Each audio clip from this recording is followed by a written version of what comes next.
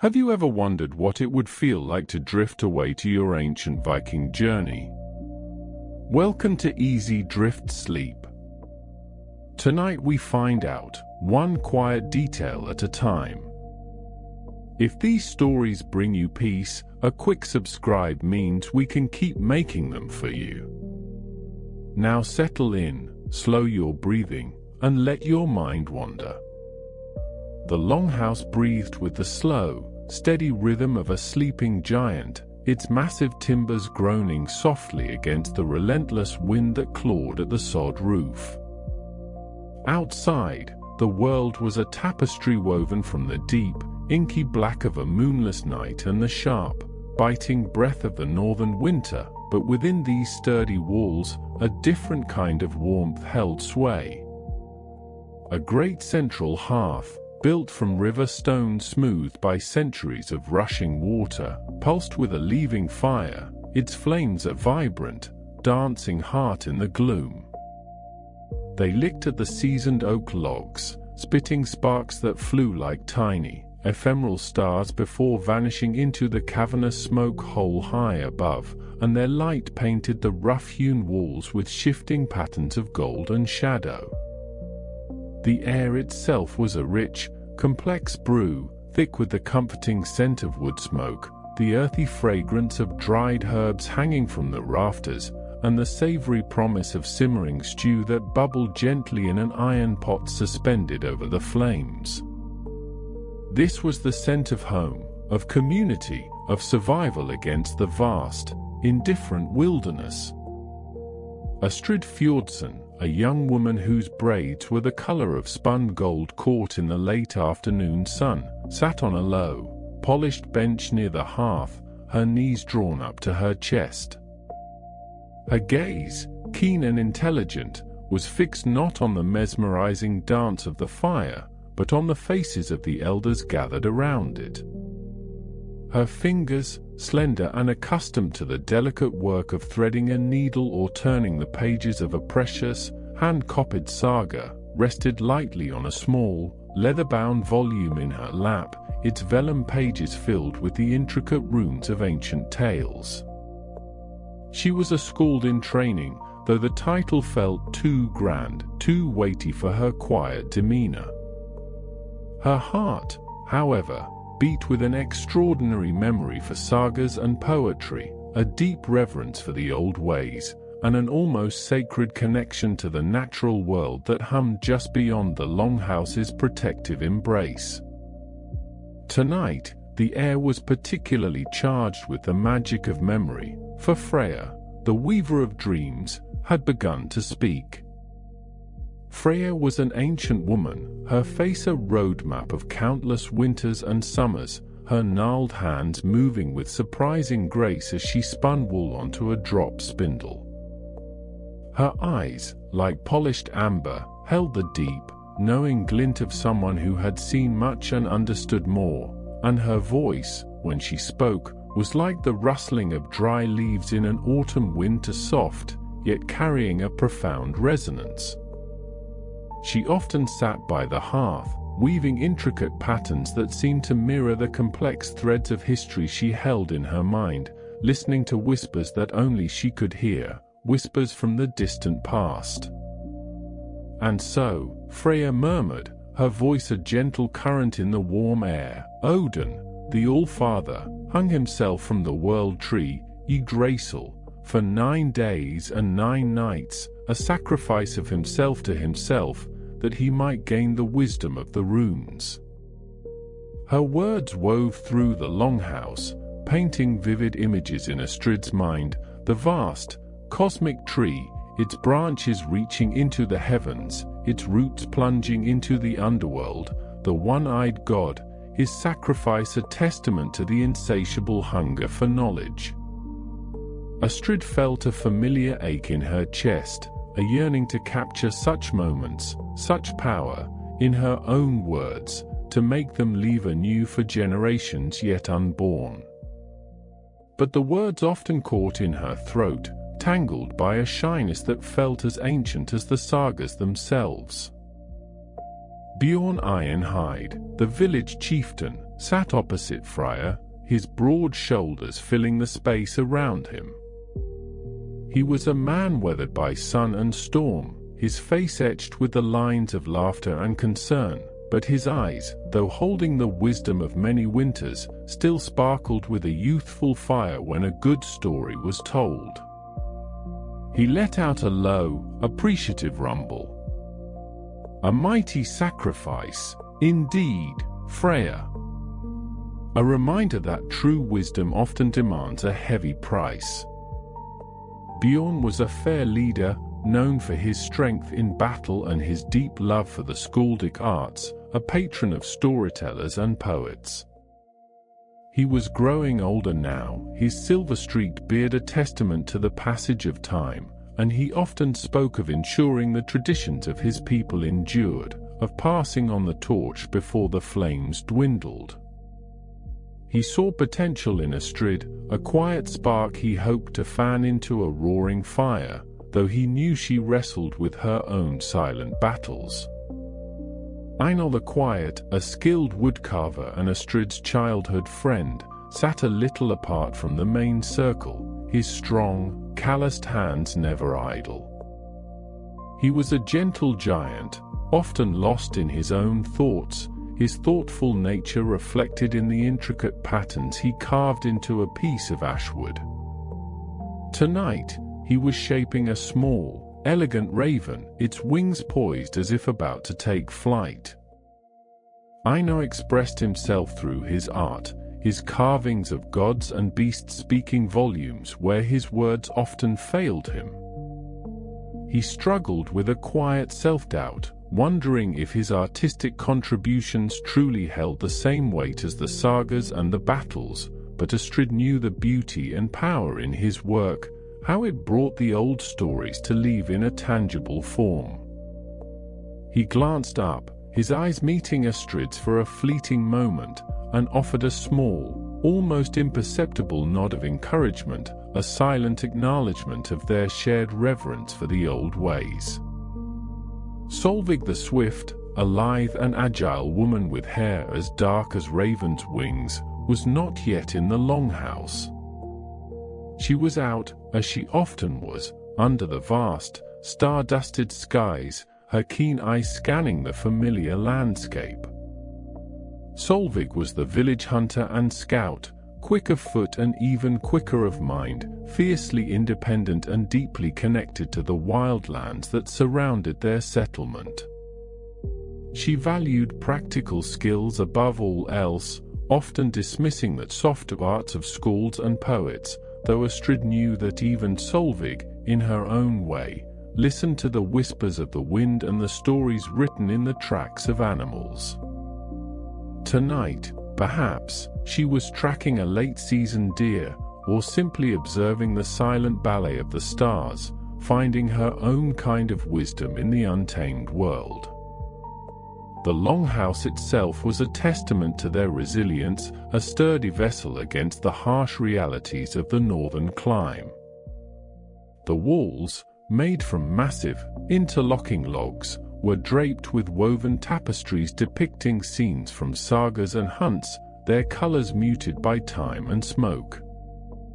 Along the sides, raised platforms served as sleeping berths, covered with furs and wool blankets, promising warmth and comfort when the storytelling was done. Tools hung from pegs to fishing nets, axes, hunting bows to each a silent testament to the daily struggle and triumph of their lives.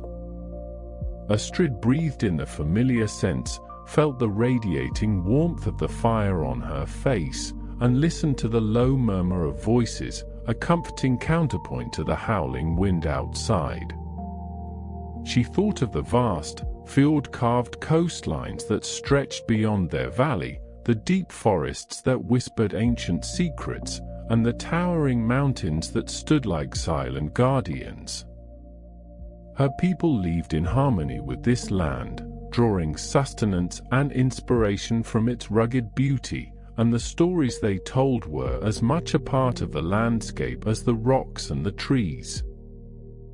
Freya continued, her voice weaving a spell.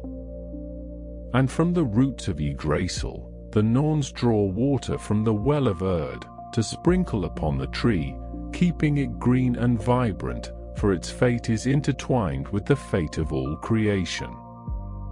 She paused, her amber eyes sweeping over the faces gathered around the fire, lingering for a moment on Astrid. And they weave the threads of destiny, not just for gods, but for men, for women, for every creature that draws breath. Astrid felt the weight of Freya's gaze, a gentle pressure that seemed to ask a question without words. She knew Freya worried, as Bjorn did, that the younger generation might be losing touch with their heritage, that the old stories might fade like embers if not carefully tended. Freya challenged Astrid, not with harsh words, but with the quiet expectation in her eyes, to look deeper into the meaning of these tales, to understand that they were not merely entertainment, but the very fabric of their spiritual connection, a guide for navigating the complexities of life.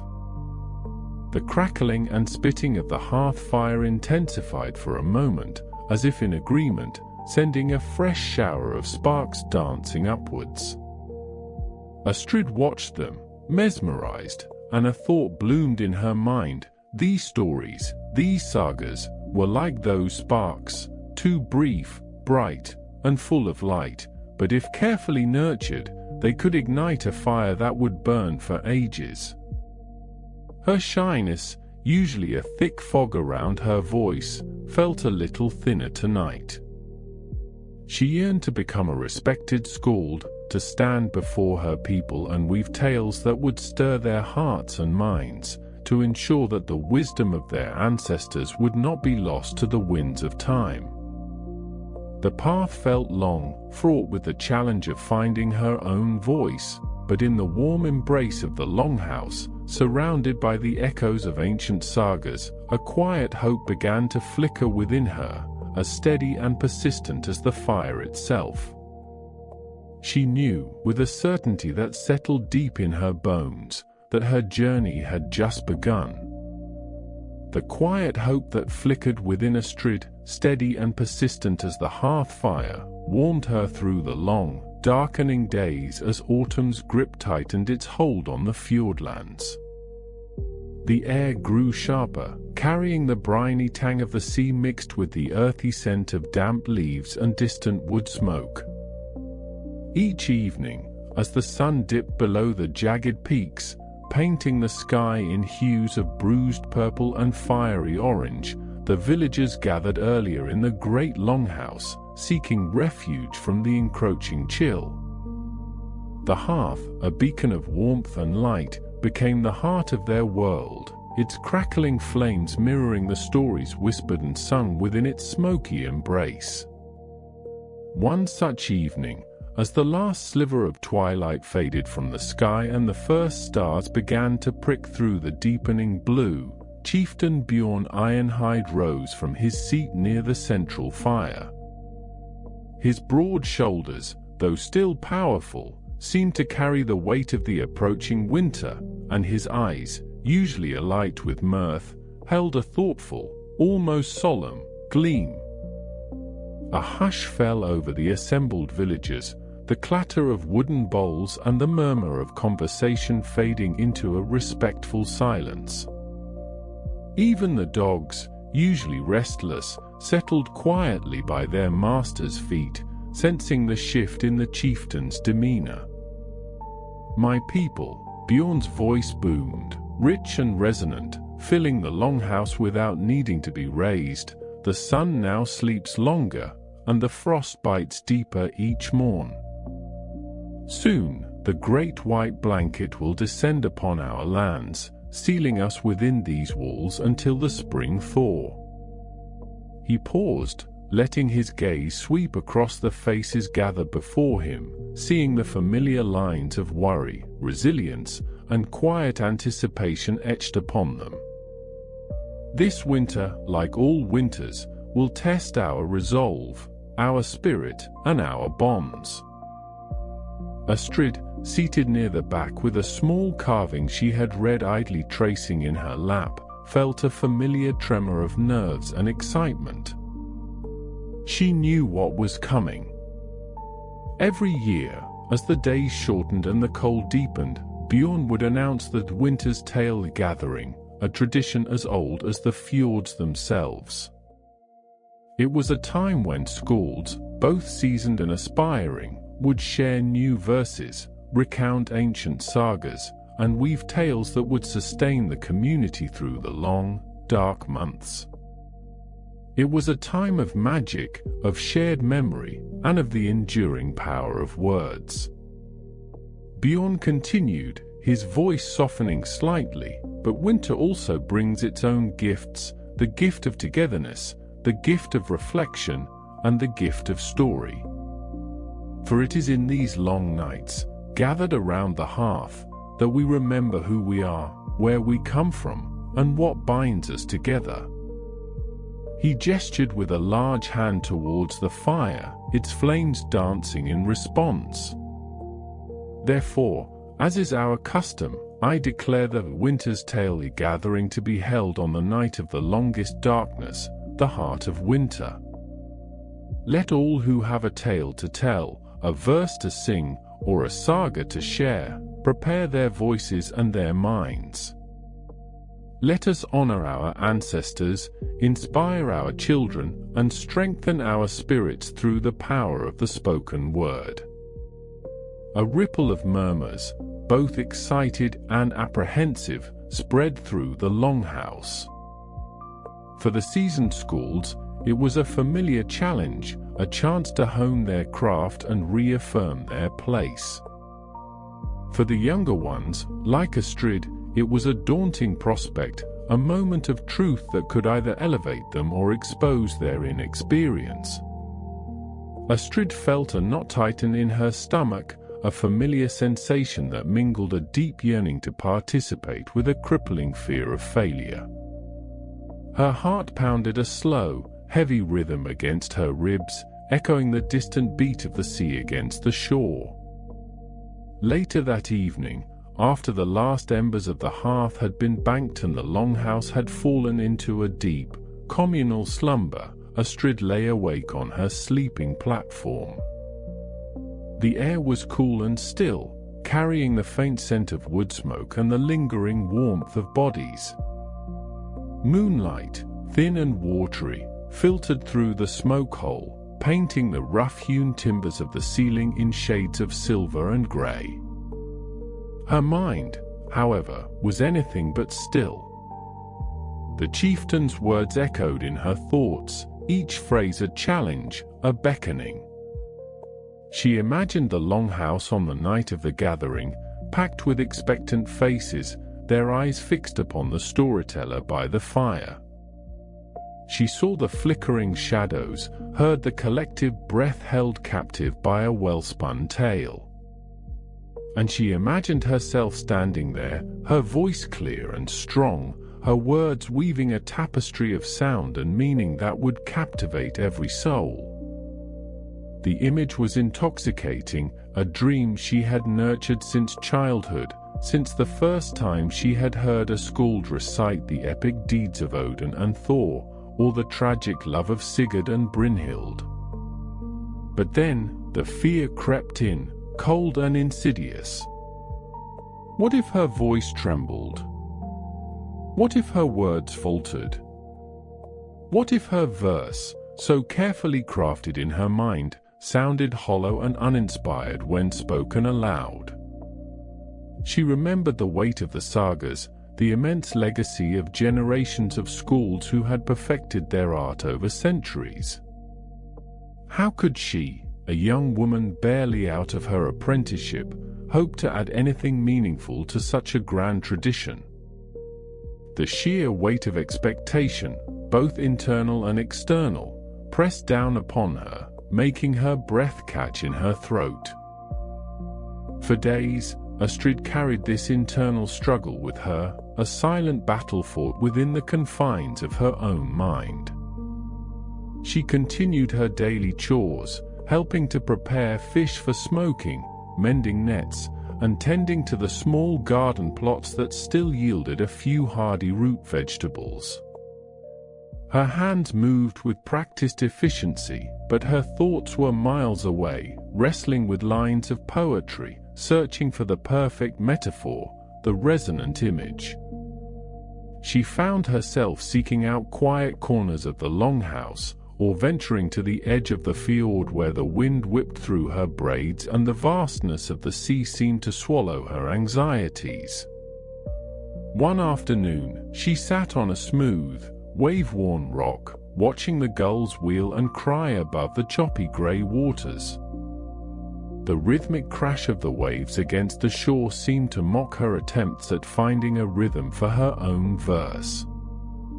She pulled out a small, well-worn piece of parchment and a charcoal stick, gifts from Bjorn, who had always encouraged her scribbling.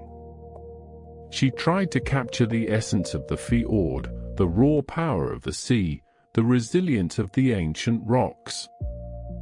She wrote a line, then crossed it out. Another, and then another.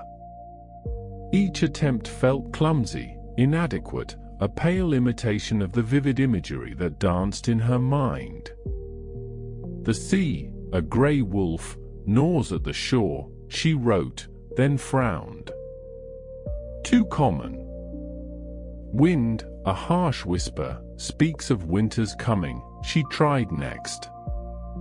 Better, but still lacking the depth she craved. She thought of the stories she knew so well, the sagas of heroes and gods, of battles fought and love lost. Those tales were grand, sweeping, filled with dramatic action and profound emotions. But what could she, Astrid Fjordsson, a quiet girl from a small village, offer? What was her story? What was her voice? One afternoon, Einar the Quiet, her childhood friend and the village's most skilled woodcarver, found her sitting by the hearth, staring into the flames, her parchment crumpled in her lap. He approached silently, his large, calloused hands cradling a small, unfinished carving of a raven. The scent of fresh cut wood, pine, and juniper always seemed to cling to him. He settled onto the bench beside her, his presence a comforting, grounding weight. He didn't speak, merely observed, his thoughtful eyes, the color of deep forest moss, taking in her troubled expression. Astrid sighed, a long, weary exhalation. "It is no good, Einar," she confessed, her voice barely a whisper. "The words will not come. Or when they do, they are like thin ice, cracking under the weight of what I wish to say." Einar, true to his name, remained silent for a long moment, his gaze fixed on the dancing flames. Then, slowly, he extended the raven carving towards her. Its wings were still rough, but the head was exquisitely detailed, the eye a tiny, polished bead of jet, reflecting the firelight. "The raven," he said, his voice a low rumble, "does not sing with the voice of the eagle. Yet, its call carries far, and its wisdom is deep." He paused, then added, "It is not the grandest song, but it is its own." Astrid looked from the carving to Einar's face, a flicker of understanding dawning within her. He was not telling her to give up, but to find her own song, her own voice, rather than trying to mimic the majestic cries of the eagles, the established skalds. His words, though few, resonated deeply, a gentle nudge towards introspection. She spent the next few days observing, truly observing, the world around her with a renewed intensity. She watched the way the light shifted on the fjord surface, turning from steely grey to shimmering silver. She listened to the mournful cry of the curlews and the sharp bark of a fox in the twilight. She felt the rough texture of the longhouse timbers beneath her fingers, the smooth coolness of a river stone, the soft give of moss underfoot. She paid attention to the quiet moments, the shared laughter over a simple meal, the comforting rhythm of a loom, the steady hands of a fisher mending his nets. One evening, as a fierce gale howled outside, rattling the longhouse timbers and sending plumes of smoke swirling from the hearth, Astrid found herself drawn to the stories of the old women. They sat together, their gnarled fingers busy with spinning and weaving, their voices soft but steady as they recounted tales of past winters, of hardship and resilience, of small triumphs and enduring hope.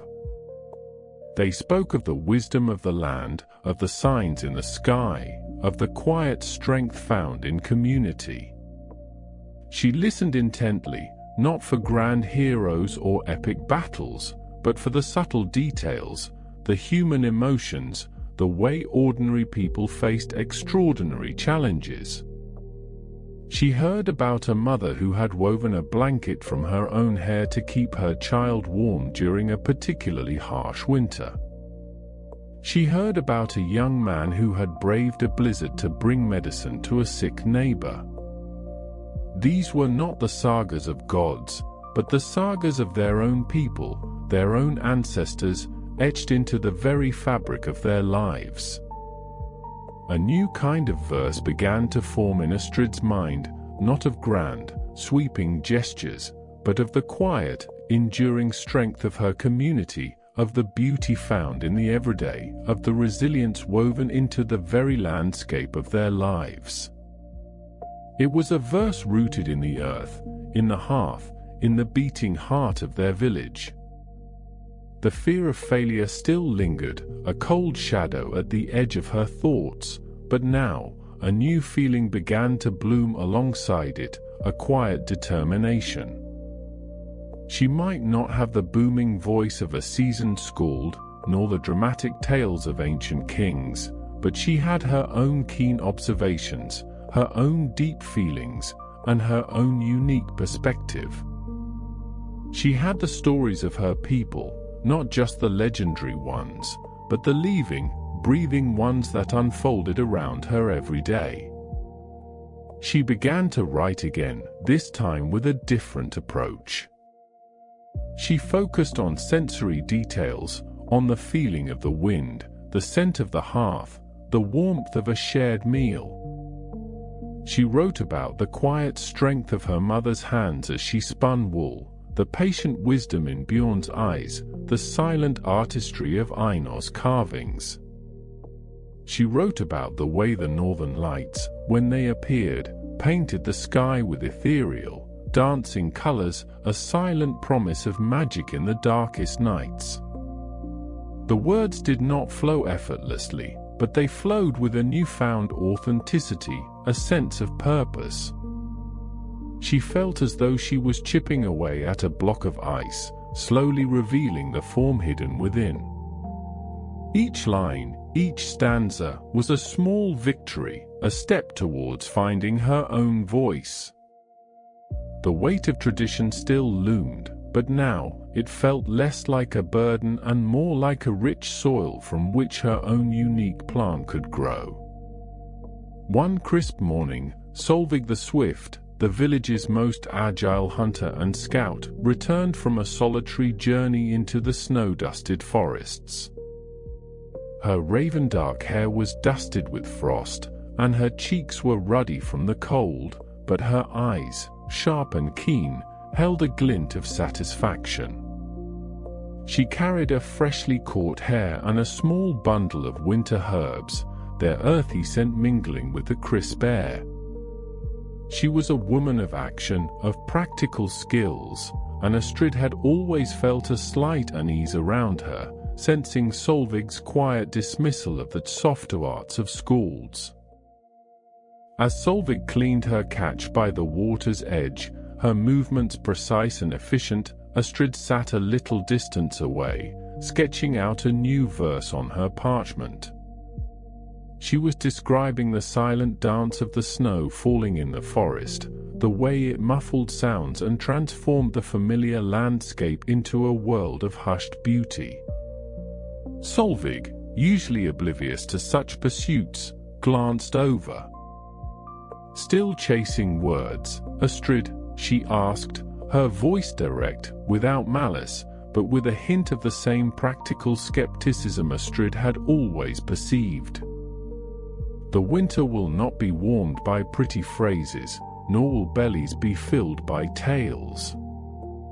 Astrid felt a familiar blush creep up her neck, but this time, a spark of defiance, of quiet conviction, ignited within her. She looked up, meeting Solveig's gaze directly. "Perhaps not directly, Solveig," she replied, her voice soft but steady, "but the spirit needs feeding too. And a strong spirit can endure much cold and hunger." She paused, then added, "And sometimes, a story can guide us, just as your tracks guide you through the snow."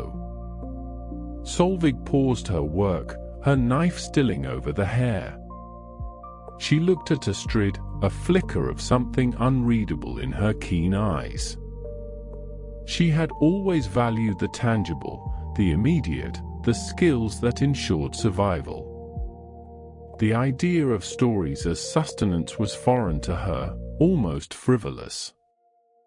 Yet, there was a quiet strength in Astrid's words, a conviction that Solveig had not expected. "Guide us how?" Solveig asked, a genuine curiosity in her tone that surprised Astrid.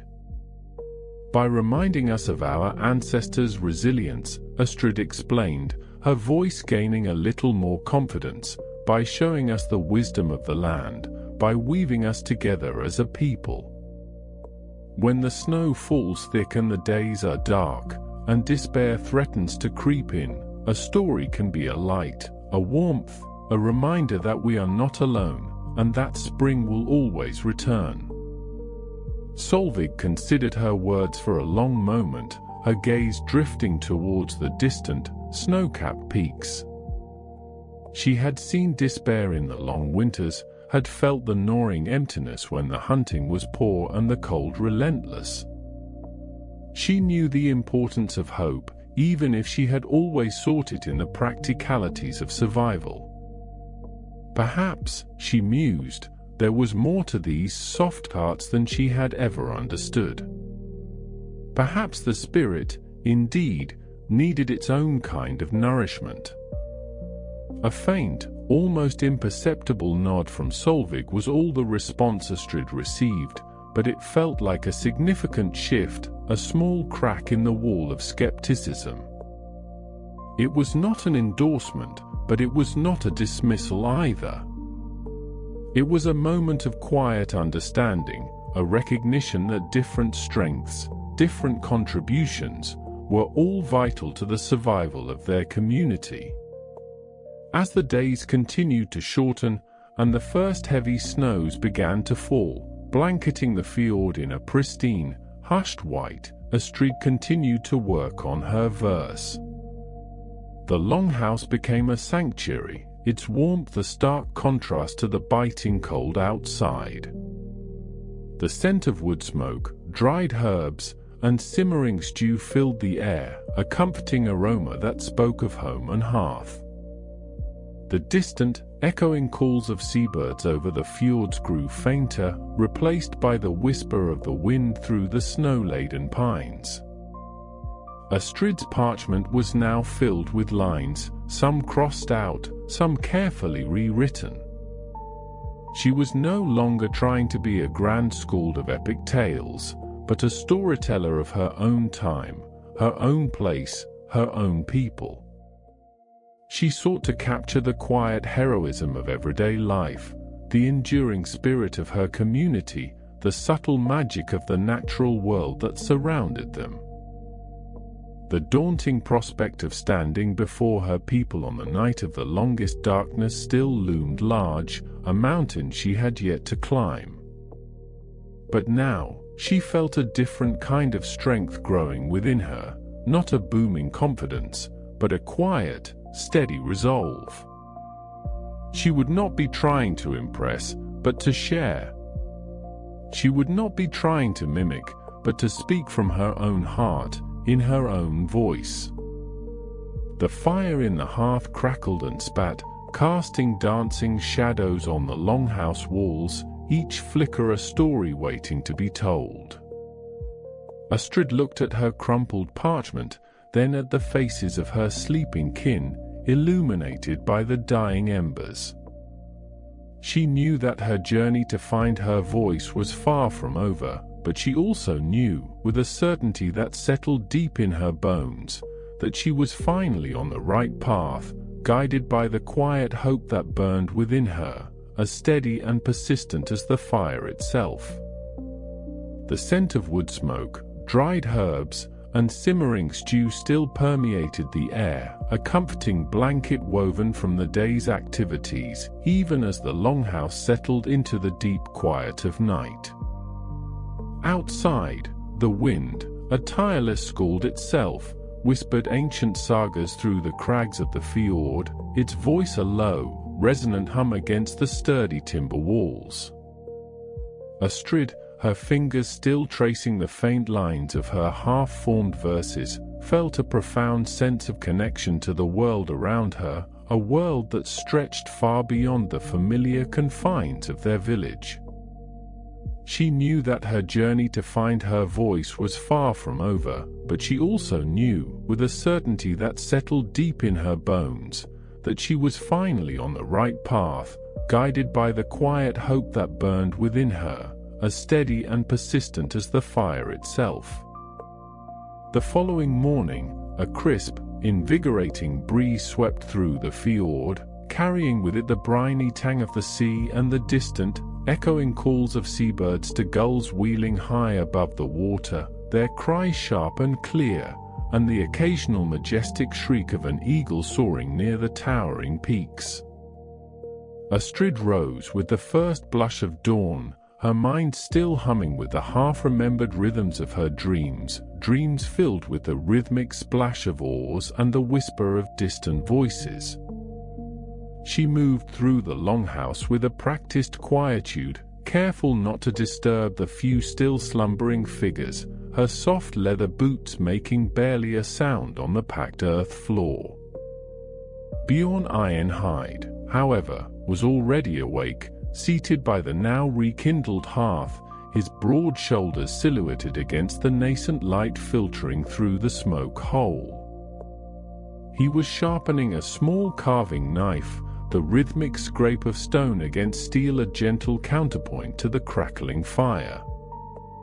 His eyes, deep-set and wise, met Astrid's with a knowing twinkle. The early bird catches the worm, little skald, he rumbled, his voice a warm, gravelly sound that always brought a sense of calm. Or in your case, perhaps, the early mind catches the elusive verse. Astrid offered a shy smile, her braids the color of spun gold catching the firelight. I woke with the gulls, chieftain, she replied, her voice soft but clear. The fjord seemed to be calling. Bjorn nodded, setting his knife aside. The fjord always calls, Astrid. It speaks to us in its own language, if we only learn to listen.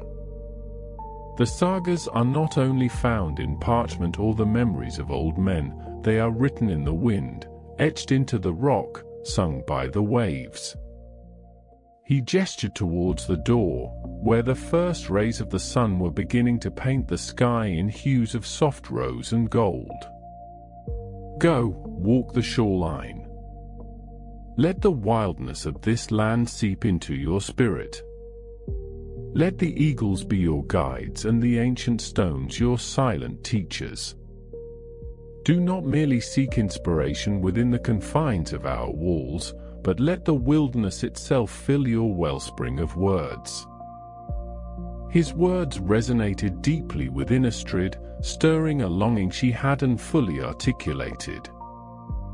She had always loved the quiet solitude of the forest paths and the rugged beauty of the fjord, but her pursuit of skaldic knowledge had often kept her tethered to the Longhouse, poring over scrolls and listening to the elders' tales.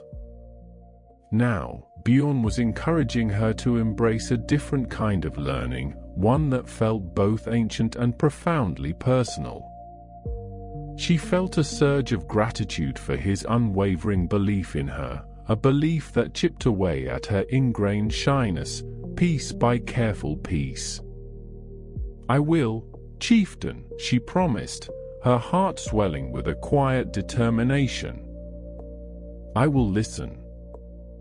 With a simple nod, Bjorn returned to his carving, and Astrid, bundling herself in a thick wool cloak, stepped out into the bracing morning air.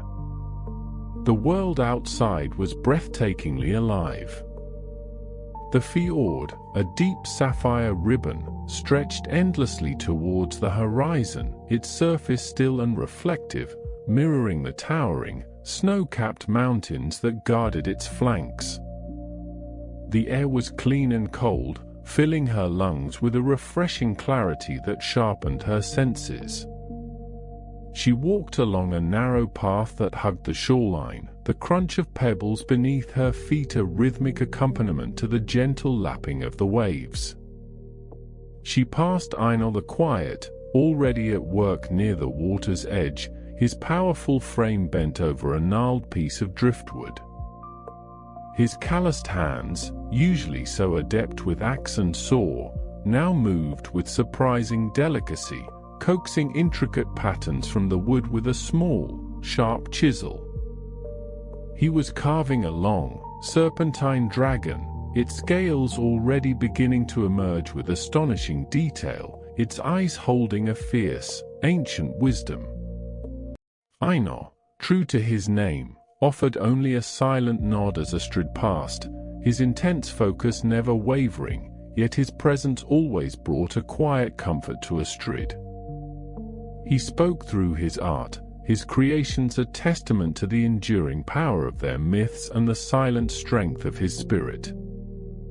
Astrid paused for a moment, admiring the emerging beauty of the dragon, recognizing in its form the same wild spirit that Bjorn had urged her to seek. Further along the path, where the forest met the rocky shore, Astrid saw Solveig the Swift, her lithe figure moving with effortless grace as she tracked something unseen. Solveig, with her raven-dark hair and keen, observant eyes, was a creature of the wilderness, her movements as fluid and silent as a shadow. She carried a bow, its string unstrung, and a quiver full of arrows, her senses finely tuned to the subtle whispers of the forest. Solveig, who valued practicality and survival above all else, often regarded Astrid's pursuit of poetry with a polite, but clear, skepticism. For Solveig, a story was told by a successful hunt, a well-placed trap, or the swiftness of her feet across treacherous terrain. Yet, Astrid understood that Solveig, in her own way, was also a keeper of knowledge, her understanding of the land and its creatures as profound as any saga. As Solveig disappeared into the dense undergrowth, Astrid felt a quiet respect for her independence, a different kind of strength than the one she sought to cultivate. Astrid continued her walk, her eyes sweeping over the landscape, truly seeing it as Bjorn had instructed. She noticed the way the light played on the water, turning the deepest parts of the fjord to an inky black, while the shallows shimmered with emerald and gold. She observed the tenacity of the small, wind-battered trees clinging to the cliff faces, their roots gripping the rock with an unyielding strength.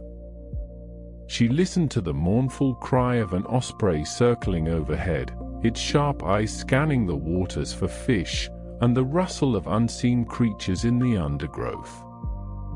Each detail, each sound, each scent seemed to weave itself into the fabric of her being, awakening a dormant part of her soul.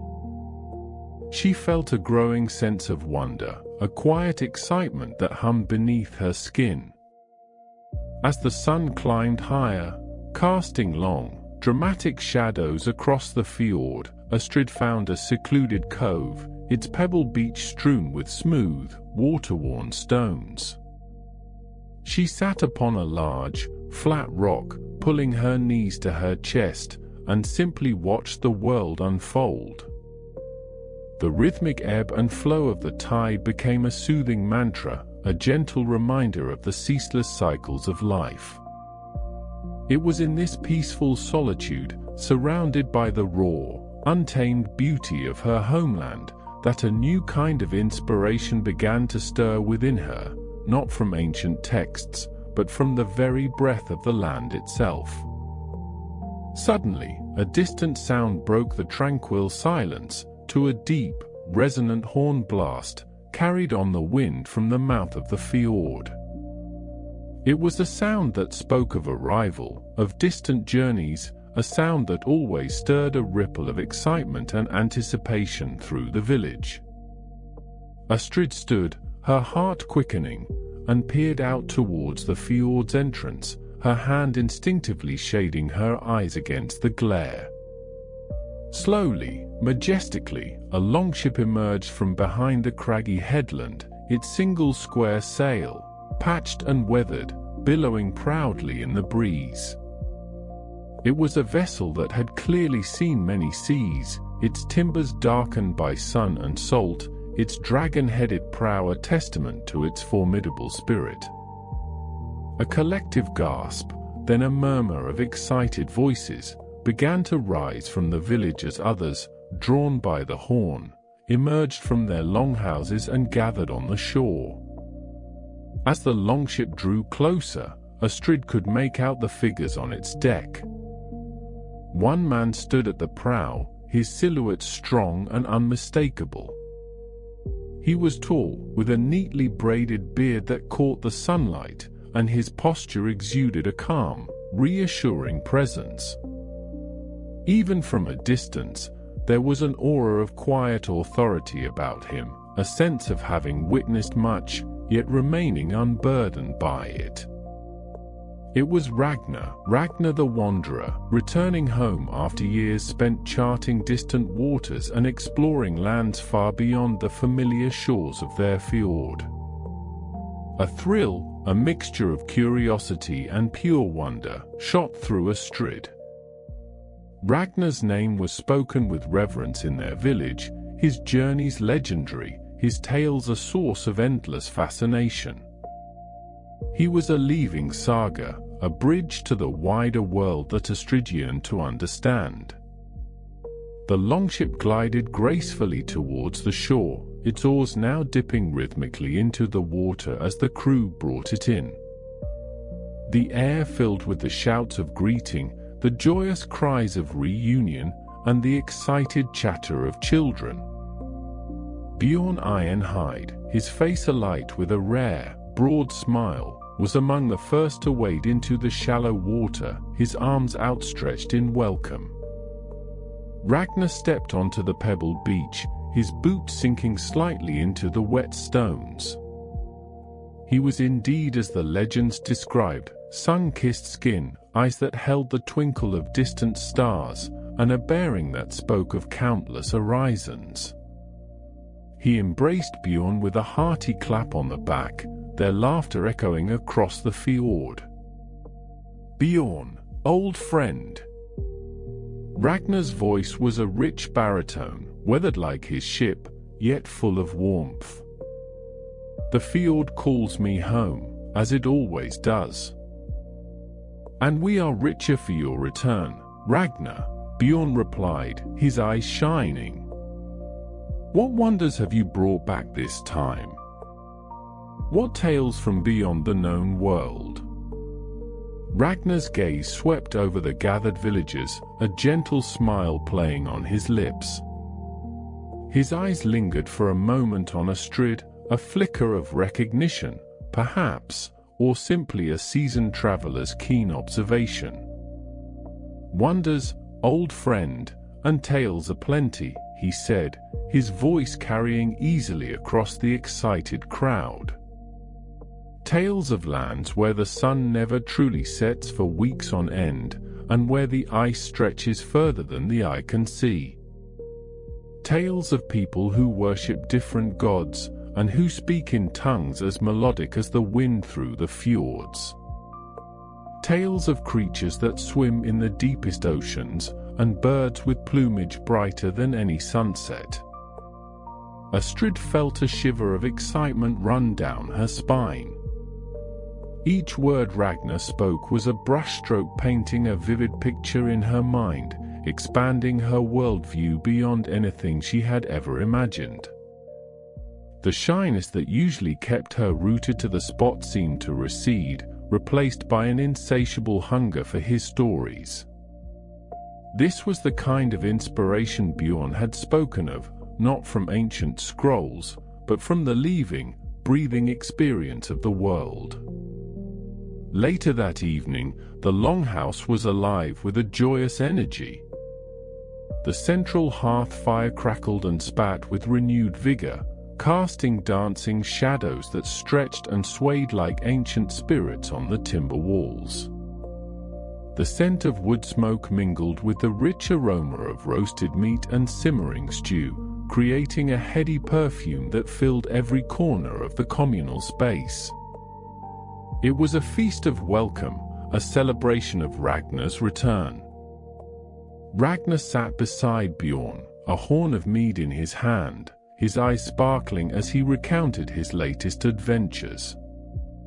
He spoke of voyages across vast, churning seas, where the waves rose like mountains and the stars were their only compass. He described bustling market towns in distant lands, filled with exotic spices and shimmering silks, and the faces of people whose customs were as varied and colorful as their garments. He spoke of encounters with wise elders who shared ancient riddles, and fierce warriors whose honor was as sharp as their blades. Astrid, perched on a bench near the hearth, listened with rapt attention, her heart a drumbeat of wonder. She watched Ragnar's expressive hands as he gestured, his voice rising and falling with the drama of his narratives.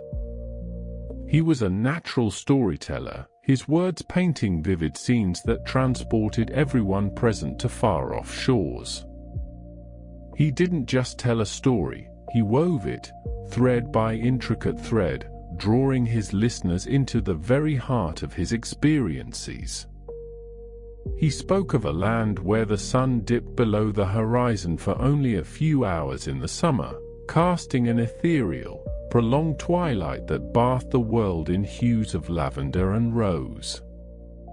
The people there, Ragnar explained, his gaze sweeping across the eager faces, they call it the midnight sun. And in the depths of winter, the sun hides entirely, but the sky above them dances with colors more vibrant than any earthly fire to greens and purples and blues that ripple and shimmer, like the very breath of the gods.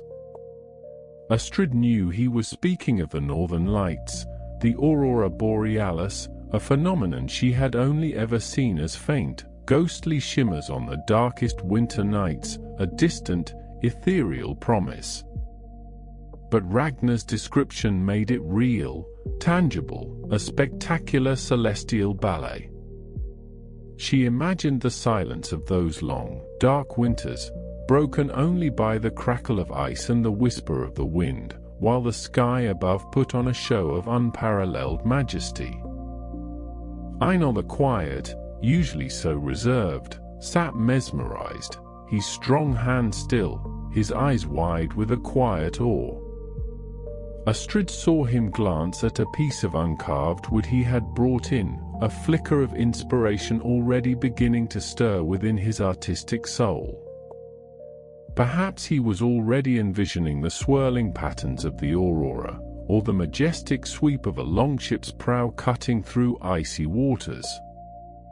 Even Solvig the Swift, who usually preferred the solitude of the hunt to the communal warmth of the Longhouse, found herself drawn into Ragnar's tales.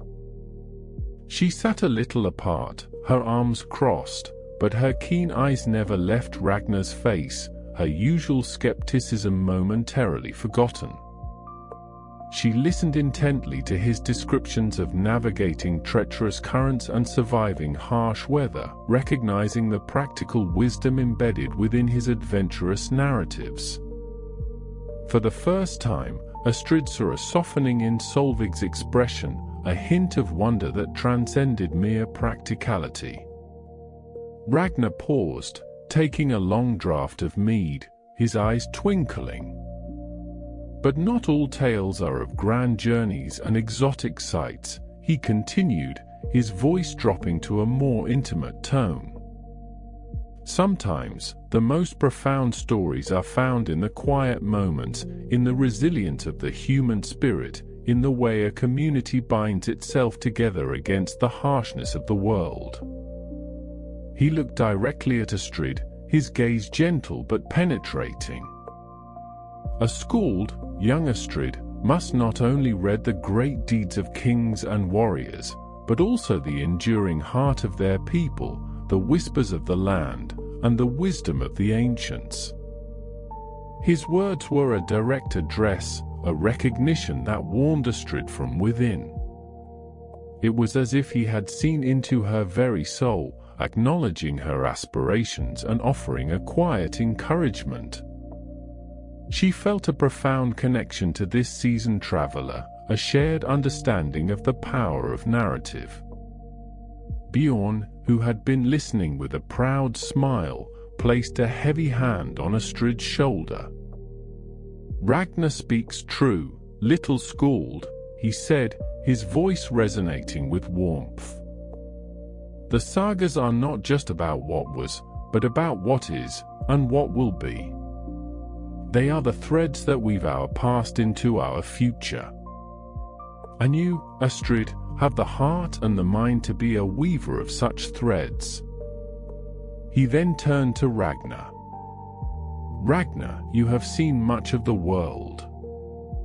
What wisdom do you bring back for our young skald in training? How does one learn to truly see the stories that unfold around them?"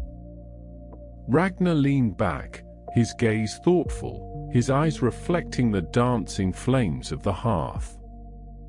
"To truly see a story, Bjorn," he began, his voice a low, melodic rumble, "one must first learn to be still. To quiet the clamor of one's own thoughts and listen to the world's song. The wind carries tales from distant mountains, the river murmurs secrets from the heart of the earth, and the very stones beneath our feet hold memories of ages past." He looked at Astrid again, his expression kind. "Do not merely seek to find stories, Astrid. Seek to feel them. Let the cold bite of the fjord wind awaken your senses. Let the warmth of the hearth fire remind you of the enduring spirit of our people. Let the vast, star-dusted skies above our fjords whisper of the infinite mysteries that lie beyond our grasp. The world is a grand saga, Astrid," Ragnar concluded, his voice filled with a gentle reverence. "And you, with your keen eyes and your quiet heart, are destined to be one of its most eloquent tellers. But first, you must allow the world to tell its story to you." Astrid felt a profound shift within her.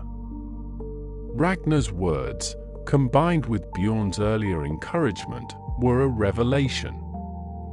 She had been so focused on the act of writing, on the structure of sagas, that she had perhaps overlooked the deeper, more intuitive source of inspiration. She realized that the stories were not something to be sought out and captured, but rather something to be absorbed, to be lived, to be felt with every fiber of her being. As the evening wore on, and the longhouse slowly emptied, leaving only the soft glow of the embers and the gentle breathing of the sleepers, Astrid remained by the hearth, her mind alight with a newfound understanding. The distant, echoing calls of seabirds had long since faded, replaced by the soft hoot of an owl in the nearby forest, a sound that seemed to carry its own ancient wisdom. The scent of wood smoke was still heavy in the air, a comforting reminder of community and warmth. She thought of the fjord, vast and mysterious, and the towering mountains that held so many secrets. She thought of the wind, a tireless messenger, and the stars, silent witnesses to countless ages. She thought of Ragnar's sun-kissed skin and the twinkle in his eyes, testaments to a life lived fully and bravely. She thought of Einar's silent artistry, and Solveig's fierce connection to the wild. Each person, each element of her world, was a story waiting to be understood, to be honored, to be woven into the grand tapestry of their shared existence. Astrid closed her eyes, not in weariness, but in a quiet contemplation, allowing the echoes of Ragnar's tales and Bjorn's wisdom to settle deep within her. She imagined herself walking the shores of the fjord, not just observing, but truly listening, truly feeling the pulse of the land. She pictured the northern lights, dancing across the winter sky, a celestial canvas waiting for her words. The path ahead, though still challenging, now felt clearer, imbued with a sense of purpose and a boundless sense of wonder. She knew that her journey as a skald was not just about mastering words, but about mastering the art of leaving, of experiencing, of connecting with the very soul of the world around her, and letting that connection guide her voice. The quiet hope that burned within her had now grown into a steady, radiant flame, ready to illuminate the stories that awaited her. The quiet hope that burned within her had now grown into a steady, radiant flame, ready to illuminate the stories that awaited her. One crisp morning, as the sun, a pale orb of gold, began its slow ascent over the jagged peaks, painting the sky in hues of soft rose and lavender, Astrid found herself drawn to the fjord. The Longhouse, still slumbering in the pre-dawn hush, held the lingering scent of wood smoke and the faint, sweet aroma of yesterday's baking bread, but the wild call of the water was a stronger pull. She slipped out, her deerskin boots making barely a whisper on the frost-dusted earth, a thick wool cloak wrapped tightly around her shoulders against the biting air. The air, sharp and clean, filled her lungs with the invigorating essence of pine and salt. She walked purposefully, her gaze sweeping across the familiar landscape, yet seeing it anew through the lens of her burgeoning skaldic ambition. The fjord, a vast, shimmering expanse of deep indigo, lay still and reflective, mirroring the nascent glow of the sky above. On its surface, a thin, almost invisible mist danced, clinging to the water like a shy spirit. The towering cliffs, ancient sentinels draped in dark green firs and moss, rose majestically on either side, their sheer faces scarred by millennia of wind and ice. The silence was profound, broken only by the distant, rhythmic sigh of the waves against the shore and the occasional, mournful cry of a gull circling high above, a lonely white speck against the vast canvas of the sky. Astrid followed a narrow, winding path that hugged the water's edge, a path known only to a few, worn smooth by the passage of countless generations. She felt a profound sense of solitude, not of loneliness, but of being utterly present in the moment, a tiny, yet significant, part of the immense, breathing world. Her senses sharpened, she noticed the intricate patterns of frost on a fallen leaf, the delicate shimmer of spiderwebs strung between bare branches, catching the nascent light like threads of silver. The air grew colder as she ventured deeper into a secluded cove, where the cliffs leaned in closer, creating a natural amphitheater of stone and water. Here, the water was even calmer, its surface like polished obsidian, reflecting the inverted world above with perfect clarity. A sudden flash of movement caught her eye. A sleek otter, its fur glistening wetly, darted from the water onto a smooth, dark rock, deftly cracking open a mussel with its strong teeth. Astrid froze, her breath held, observing the creature with an almost reverent stillness. The otter, seemingly unaware of her presence, munched contentedly, its small, intelligent eyes scanning the water before diving back in with a graceful, almost fluid motion, leaving barely a ripple.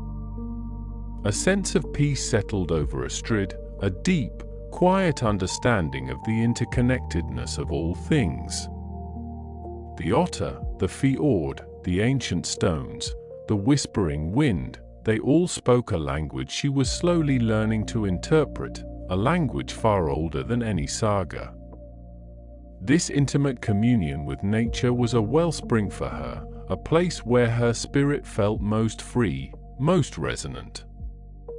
She imagined the otter's playful spirit, its cunning, its effortless grace, and already, the seeds of a new verse began to form in her mind, a tribute to the wild heart of the fjord. As the sun climbed higher, its golden rays finally piercing the deep shadows of the cove, they illuminated something remarkable. Tucked away beneath an overhang of rock, half obscured by a tangle of hardy shrubs and ancient moss, stood an ancient rune stone. It was not a grand, towering monument, but a modest, weathered slab of grey granite, perhaps a man's height, its surface worn smooth by centuries of wind and rain. Yet, even from a distance, Astrid could discern the faint, angular lines etched into its face. A thrill, a shiver of pure awe, ran down her spine. She had heard tales of such stones, markers left by ancestors long forgotten, silent witnesses to a past that whispered just beyond the veil of memory. She approached it cautiously, her heart beating a little faster, as if nearing a sacred shrine. The stone felt cool beneath her fingertips, its rough texture a testament to its age. The runes, though faded, were still discernible, a series of cryptic symbols carved with deliberate, powerful strokes. They were not the common runes she knew from everyday use, but older forms, some almost pictorial, hinting at a deeper, more archaic meaning. She traced the lines with her finger, feeling the subtle depressions in the stone, a tangible link to the hand that had carved them so long ago. One particular sequence of symbols captivated her. It seemed to depict a swirling vortex, a great serpent, and a stylized ship, all intertwined with lines that suggested water and sky. A sense of profound mystery enveloped her. This was more than just a marker, it was a story, etched in stone, waiting to be rediscovered. She tried to recall the sagas, the Eddas, the fragments of lore she had learned, searching for a clue, a resonance. But this felt different, more localized, a secret whispered by the very land itself. It was a legend, she realized, a forgotten tale of this very fjord, perhaps of a great journey, a mythical creature, or a profound event that had shaped the lives of those who came before. The revelation filled her with a potent mix of excitement and reverence. This was the kind of story she yearned to tell, a story rooted in the earth, breathing with the spirit of the ancestors. She spent a long time there, sketching the runes in her mind, imprinting their shapes and the feeling of the place onto her memory. The sun continued its ascent, warming the air, and the fjord began to stir with more life, to the splash of a fish, the distant call of an eagle, the gentle lapping of waves against the shore. Yet, Astrid remained in her private sanctuary, lost in the silent dialogue with the ancient stone. She felt a profound connection to the carver, to their purpose, to the message they had sought to preserve across the ages. This was her heritage, not just in the grand sagas of kings and gods, but in these intimate, local narratives that pulsed with the very lifeblood of her people. Later that day, back in the warmth of the Longhouse, the scent of simmering stew now mingling with the sweet aroma of drying herbs, Astrid found Freya seated by the hearth. The old woman's gnarled hands moved with a surprising, almost hypnotic grace, weaving intricate patterns into a length of raw wool. Her amber eyes, usually distant and reflective, now focused intently on her task. The crackling and spitting of the fire cast dancing shadows on the rough-hewn walls, making the familiar space feel ancient and alive. Astrid approached Freya with a newfound sense of purpose, the image of the runed stone still vivid in her mind. "Freya," she began softly, her voice a little hushed with reverence, "I found something today, by the secluded cove. An old rune stone, unlike any I have seen." Freya paused her weaving, her hand still for a moment, her gaze slowly lifting to meet Astrid's. A faint, knowing smile touched the corners of her lips, as if she had been expecting this. "Ah, the whispers of the earth speak to those who listen with an open heart, little scald." Her voice was like the rustling of dry leaves, soft yet resonant with age. "Tell me, what did it show you?" Astrid described the stone, the faded carvings, the particular sequence that had so captivated her to the swirling vortex, the great serpent, the stylized ship.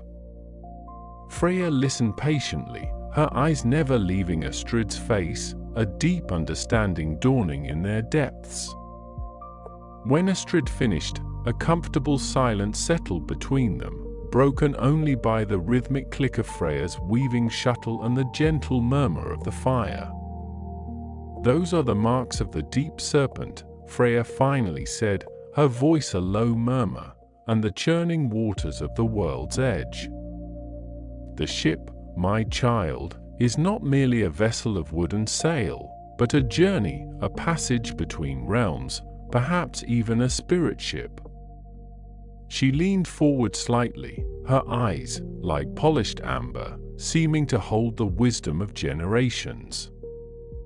"That stone, Astrid, speaks of our deepest connection to this land, to this fjord.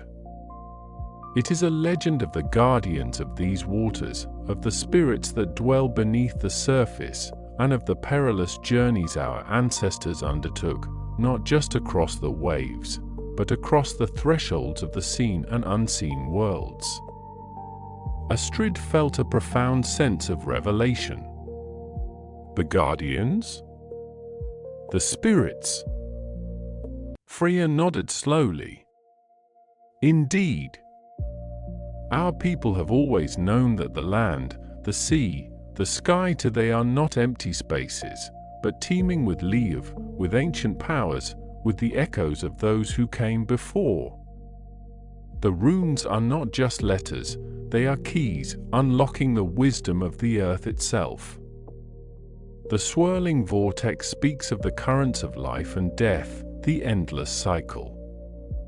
The serpent, it is the ancient power of the deep, a protector, perhaps, or a challenge to be overcome. And the ship, it is the spirit of exploration, of courage, of seeking the unknown, guided by the stars and the whispers of the wind." She reached out a gnarled hand, her touch surprisingly gentle, and rested it on Astrid's arm. "Many now forget these deeper meanings, Astrid. They see only the surface, the practical, the tangible. But a true skald, a keeper of stories, must see beyond, must feel the pulse of the earth, the breath of the ancestors.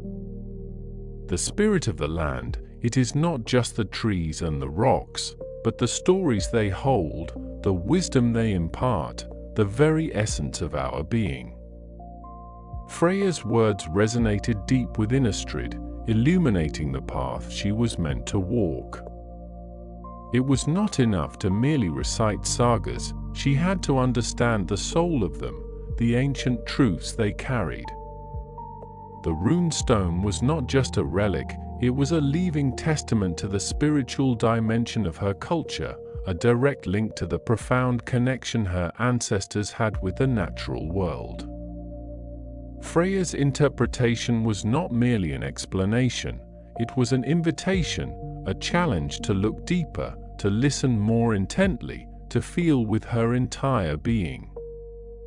The fjord, Freya continued, her voice growing softer, almost a whisper, it is a living entity. It breathes, it dreams, it remembers. And sometimes, it chooses to reveal its secrets to those who approach it with humility and respect. You, Astrid, have been chosen to hear its whispers, to bring its ancient stories back into the light. A comforting warmth spread through Astrid, a sense of belonging and purpose that transcended her earlier shyness. Freya's words were a balm to her soul, affirming her instincts, validating her deep reverence for the natural world. She understood then that her voice as a skald would not merely be her own, but an echo of the land, a conduit for the wisdom of the ages. The fjord's secret, whispered across centuries, was now a part of her, a precious seed planted in the fertile ground of her imagination, ready to blossom into a story that would connect her people to their heritage, to the powerful spirit of their ancient home. She felt a profound sense of peace, a deep, quiet strength settling within her, knowing that she was on the right path, guided by the wisdom of her elder and the silent, enduring power of the earth itself. The fire crackled merrily, casting its warm, flickering light on their faces, and in that moment, Astrid felt the weight of history and the promise of her future intertwine, a sacred braid of destiny. The fire crackled merrily, casting its warm, flickering light on their faces, and in that moment, Astrid felt the weight of history and the promise of her future intertwine, a sacred braid of destiny. The air within the longhouse, usually a comforting blend of woodsmoke and simmering herbs, began to shift, growing subtly heavier, carrying a new, colder scent that hinted at changes beyond the sturdy timber walls. A low, mournful howl, unlike any wolf she had ever heard, seemed to vibrate through the very earth, a deep, resonant sound that spoke of ancient forces stirring. Bjorn Ironhide, who had been sharing a quiet ale with Ragnar by the hearth, paused mid-sentence, his broad shoulders tensing imperceptibly. His eyes, usually crinkling with good humor, sharpened as he listened, a flicker of concern passing across their depths. Freya, her gnarled hand still deftly weaving intricate patterns into a woolen tapestry, lifted her head, her amber eyes fixed on the smoke hole where the last vestiges of daylight were rapidly fading. A sudden, violent gust of wind slammed against the longhouse, rattling the heavy door in its frame and sending a shower of sparks up from the hearth. The temperature inside dropped noticeably, and the warmth that had filled the space moments before seemed to shrink, drawing everyone closer to the central fire. Outside, the world was transforming with terrifying speed. What had been a crisp, clear winter evening was now a maelstrom of swirling snow and howling wind. The familiar landscape of their fjord, usually a comforting sentinel of rock and water, vanished behind a thick, opaque curtain of white. The wind shrieked like a vengeful spirit, staring at the thatched roof, and the longhouse groaned and shuddered as if in protest. Einar the Quiet, who had been meticulously carving a new support beam for the roof, paused his work, his strong hand still gripping his tools, his thoughtful gaze directed towards the sound of the tempest. Even Solveig the Swift, usually restless and drawn to the outdoors, found herself moving closer to the hearth, her keen eyes scanning the faces of her community, a silent assessment of their readiness for what was to come. Hours bled into an eternity as the storm raged, an unrelenting fury that seemed determined to test the very foundations of their world.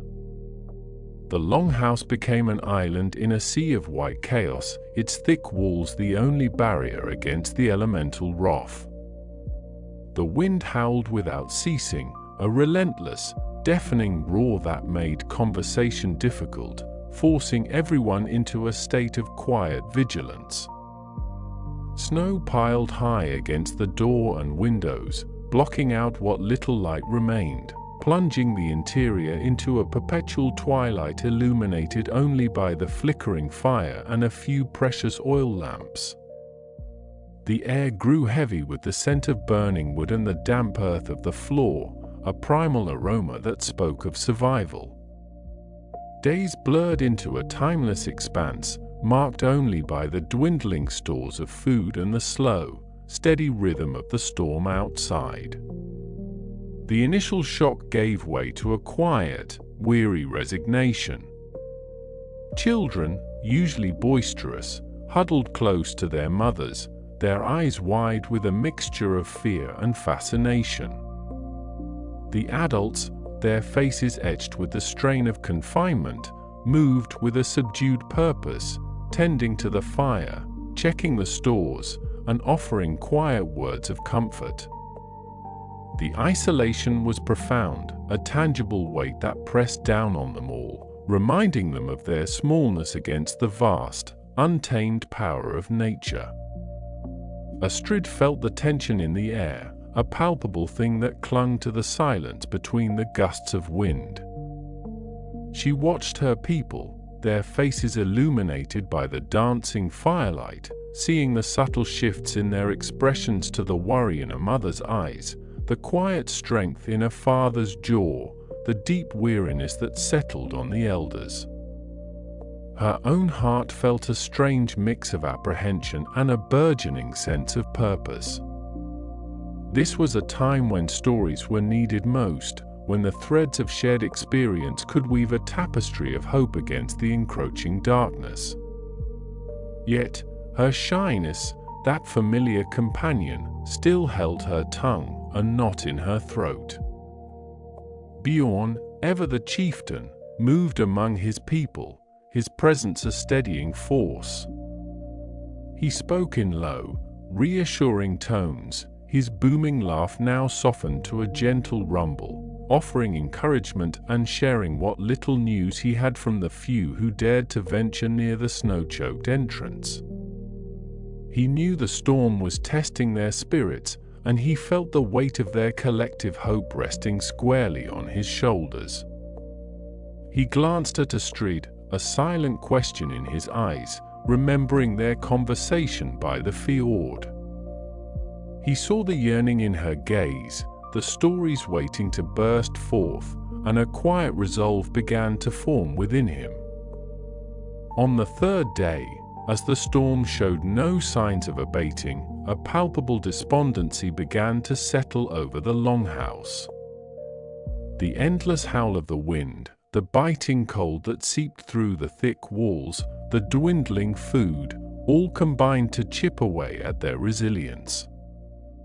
Even the fire, usually a vibrant heart, seemed to burn with a dimmer, more subdued light.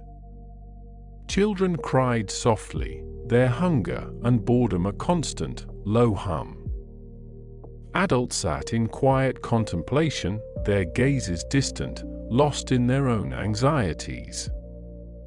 It was Ragnar the Wanderer who finally broke the heavy silence, his voice, though not loud, carrying a surprising resonance that cut through the wind's roar. He had been sitting by the hearth, methodically sharpening a small, intricately carved bone knife, his sun-kissed face a study in calm. He looked up, his eyes, usually twinkling with mischief, now held a deep, steady warmth. "This storm," he began, his voice a low, melodic rumble, "it reminds me of a time, many winters ago, when I sailed with my kin across the great sea, seeking new lands beyond the western horizon." His words, simple yet evocative, drew every eye. The children, sensing a shift in the atmosphere, quieted, their small faces turning towards him. The adults, their shoulders slumped with weariness, straightened almost imperceptibly, a spark of curiosity rekindled in their eyes. Ragnar paused, allowing the silence to deepen, punctuated only by the relentless shriek of the wind. "We were many days out," he continued, his gaze drifting over their faces, the waves like mountains, the sky a bruised purple, and the wind, oh, the wind was a beast with 1,000 teeth, tearing at our sails, threatening to splinter our longship into kindling. The sea spray froze to our beards, and our hands were numb with cold, clinging to the oars as if our lives depended on each stroke, which, of course, they did. He spoke with a quiet intensity, his hands gesturing subtly, painting vivid pictures in the minds of his listeners. Astrid, mesmerized, felt her own breath catch in her throat. She could almost taste the salt spray, feel the bone-chilling cold, hear the groaning of the ship's timbers. Ragnar's voice was a balm, a steady hand guiding them through the tempest of his memory. For 3 days and 3 nights, he recounted, the storm held us in its icy embrace. We lost sight of the stars, lost all sense of direction, adrift in a world of water and wind. Fear, a cold, creeping serpent, began to coil around our hearts. Some spoke of giving up, of letting the sea claim us. But our chieftain, a man named Hrolf the Steadfast, he would not allow it. He stood at the prow, lashed to the mast, his voice hoarse but unwavering, singing the old sagas of our ancestors, tales of Odin and Thor, of courage in the face of impossible odds. Ragnar's voice deepened, taking on a resonant quality that filled the Longhouse, pushing back against the storm's roar. He reminded us of the strength that flowed in our veins, the spirit of those who had braved such journeys before us.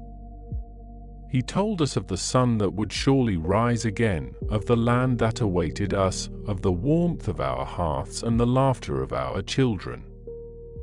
And as he sang, something shifted within us. The fear did not vanish, no, but it retreated, replaced by a stubborn resolve, a shared determination to face the storm, to fight for every breath, for every moment of leave. He paused, his eyes meeting Bjorn's, a silent understanding passing between the two chieftains. And then, on the 4th morning, just as the last of our hope was beginning to fray, a sliver of light, no wider than a raven's wing, appeared on the horizon. The wind began to soften, the waves to recede, and the sun, glorious and golden, burst forth, painting the sky with a promise of new beginnings. We had survived. We had faced the sea's fury and emerged stronger, bound together by the ordeal, by the shared song of our chieftain. A collective sigh, soft and almost imperceptible, rippled through the Longhouse.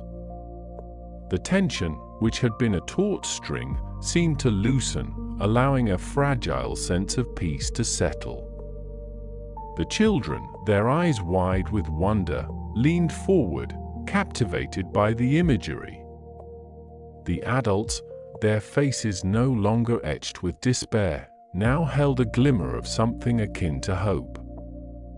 Ragnar had not offered them food or warmth, but he had offered them something far more vital: a story, a testament to resilience, a reminder that even the fiercest storms eventually pass. Astrid felt a profound shift within her. Ragnar's tale, so vivid and powerful, had not only captivated her but had also ignited a spark, a fierce determination. She saw how his words had transformed the mood in the Longhouse, how they had woven a thread of connection between every person present. This was the true power of the Skald, she realized, not just to recount history, but to breathe life into it, to inspire, to heal, to bind a community together in its darkest hour.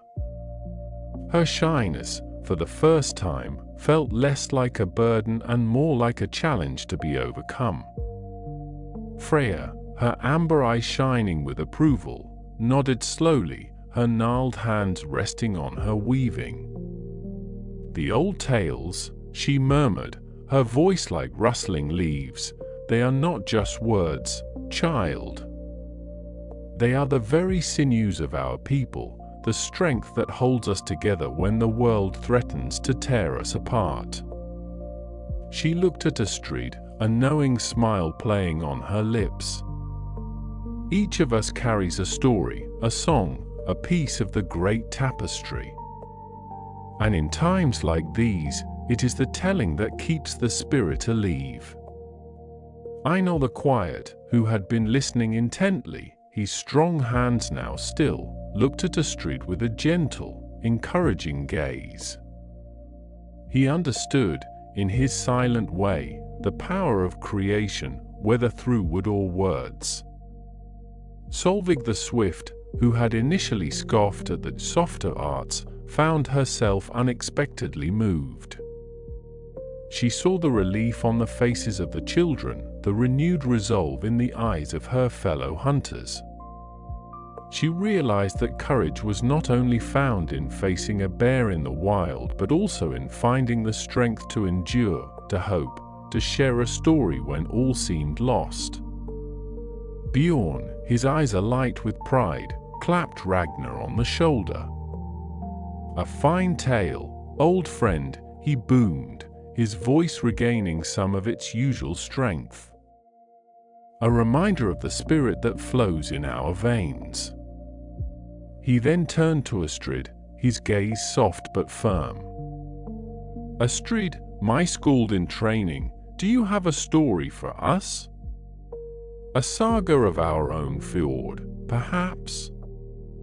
A tale of the strength of our ancestors, of their triumph over the wild, or the wisdom of the gods?" Astrid's heart hammered against her ribs. The moment had arrived, the challenge she had both yearned for and dreaded. Her throat felt dry, and the familiar wave of shyness threatened to overwhelm her. But then she looked at the faces around her, to the weary hope in the eyes of her neighbors, the trust in Bjorn's gaze, the encouragement in Freya's smile, the quiet support from Einar, even the curious attention of Solveig. She thought of Ragnar's tale, of the chieftain singing to his crew amidst the storm, and a surge of courage, warm and steady, flowed through her. This was not about her, she realized, but about them. It was about the stories that bound them, the heritage that sustained them. She took a deep breath, the scent of woodsmoke and damp earth filling her lungs, grounding her. Her gaze drifted to the fire, its flames dancing, mirroring the stories that flickered in her mind.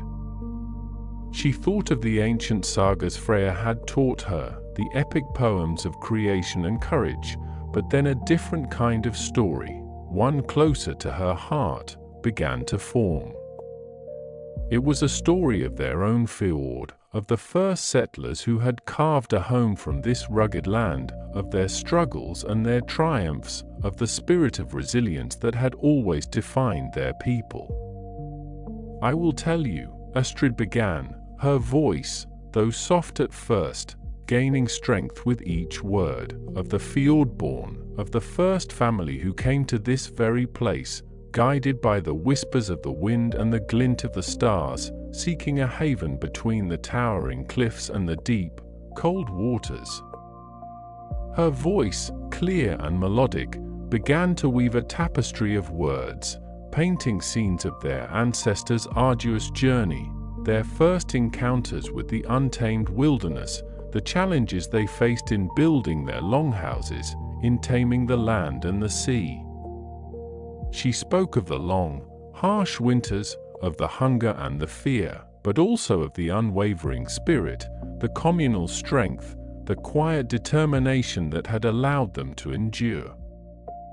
She described the ingenuity of their hands, the wisdom of their elders, the laughter of their children, the deep reverence they held for the land and the spirits that dwelled within it. As she spoke, Astrid felt the stories flow through her, not just as words, but as living memories, as echoes of the past given voice in the present. Her shyness melted away, replaced by a profound connection to her ancestors, to her people, to the very essence of their shared heritage. She saw the faces around her soften, their eyes reflecting the scenes she conjured. The children listened with rapt attention, their small hands clutching their mother's clothes. The adults, their weariness momentarily forgotten, leaned forward, drawing strength and comfort from the familiar tales, seeing their own struggles reflected in the ancient narratives of their forebears. She spoke of the first time the northern lights had danced across their fjord, a celestial spectacle that had filled their ancestors with awe and wonder, a sign of Odin's watchful eye, a promise of light even in the darkest nights. She described the vibrant colors, the swirling patterns, the profound sense of connection to the cosmos that such a sight evoked, reminding them of the vast, beautiful world beyond their storm-bound longhouse. As Astrid's story reached its crescendo, describing the first spring after a brutal winter, the return of the sun, the thawing of the fjord, the joyous cries of the seabirds, a subtle shift occurred. The relentless howl of the wind outside, which had been a constant, oppressive presence, seemed to soften, to recede into the background. The longhouse, which had felt like a prison, now felt like a sanctuary, filled with the warmth of shared stories and rekindled hope. When she finally finished, a profound silence descended, not the heavy silence of despair, but a rich, resonant quiet, filled with the lingering echoes of her words. For a long moment, no one spoke. Then, a small child, nestled in his mother's lap, let out a soft sigh of contentment, and a ripple of quiet murmurs spread through the longhouse. Bjorn, his eyes shining with pride and emotion, stood and clapped his hands together, a sound that resonated with newfound strength. "Well spoken, Astrid Fjordsson," he declared, his voice a rich, warm rumble. "You have the heart of a true skald, a keeper of our people's spirit." Freya, her gnarled hands reaching out, gently took Astrid's hand, her amber eyes holding a deep, ancient wisdom. "You have found your voice, child," she whispered, her voice like the rustling of leaves in a gentle breeze. "And in doing so, you have reminded us all of the strength that lies within our stories, within ourselves." Einar the Quiet offered a rare, gentle smile, a silent acknowledgement of her artistry. Solveig the Swift, her dark eyes thoughtful, nodded slowly, a newfound respect dawning in her gaze. She understood now that stories were not just words, They were the very essence of their survival, as vital as the hunt, as crucial as the shelter. And as if in response to the renewed spirit within the longhouse, a faint, almost imperceptible shift occurred outside. The relentless shriek of the wind began to subside, softening into a mournful sigh.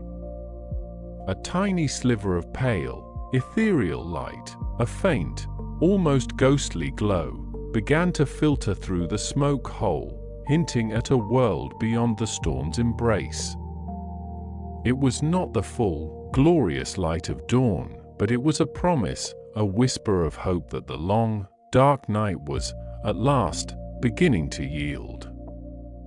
The storm, though still present, no longer felt like an adversary but a challenge they had faced together, armed with courage and the enduring power of their shared tales. The longhouse, filled with the quiet hum of renewed spirits, settled into a peaceful, expectant calm, awaiting the dawn. The longhouse, filled with the quiet hum of renewed spirits, settled into a peaceful, expectant calm, awaiting the dawn. Outside, the wind still howled its ancient song, but its fury had softened, becoming a deep, resonant hum against the sturdy timbers of the longhouse. Inside, the great central fire, now tended by a few watchful elders, cast a softer, more consistent glow, its flames dancing with less frantic energy, painting the rough-hewn walls with shifting patterns of amber and shadow. The air, thick with the comforting scent of woodsmoke, simmering stew, and the earthy aroma of damp wool, felt like a warm embrace after the night's ordeal. Astrid sat near the hearth, her golden braids catching the firelight, her eyes fixed not on the flames, but on something unseen unfolding within her mind. The storm had shaken loose something profound, a deep wellspring of inspiration that had long lain dormant beneath her shyness.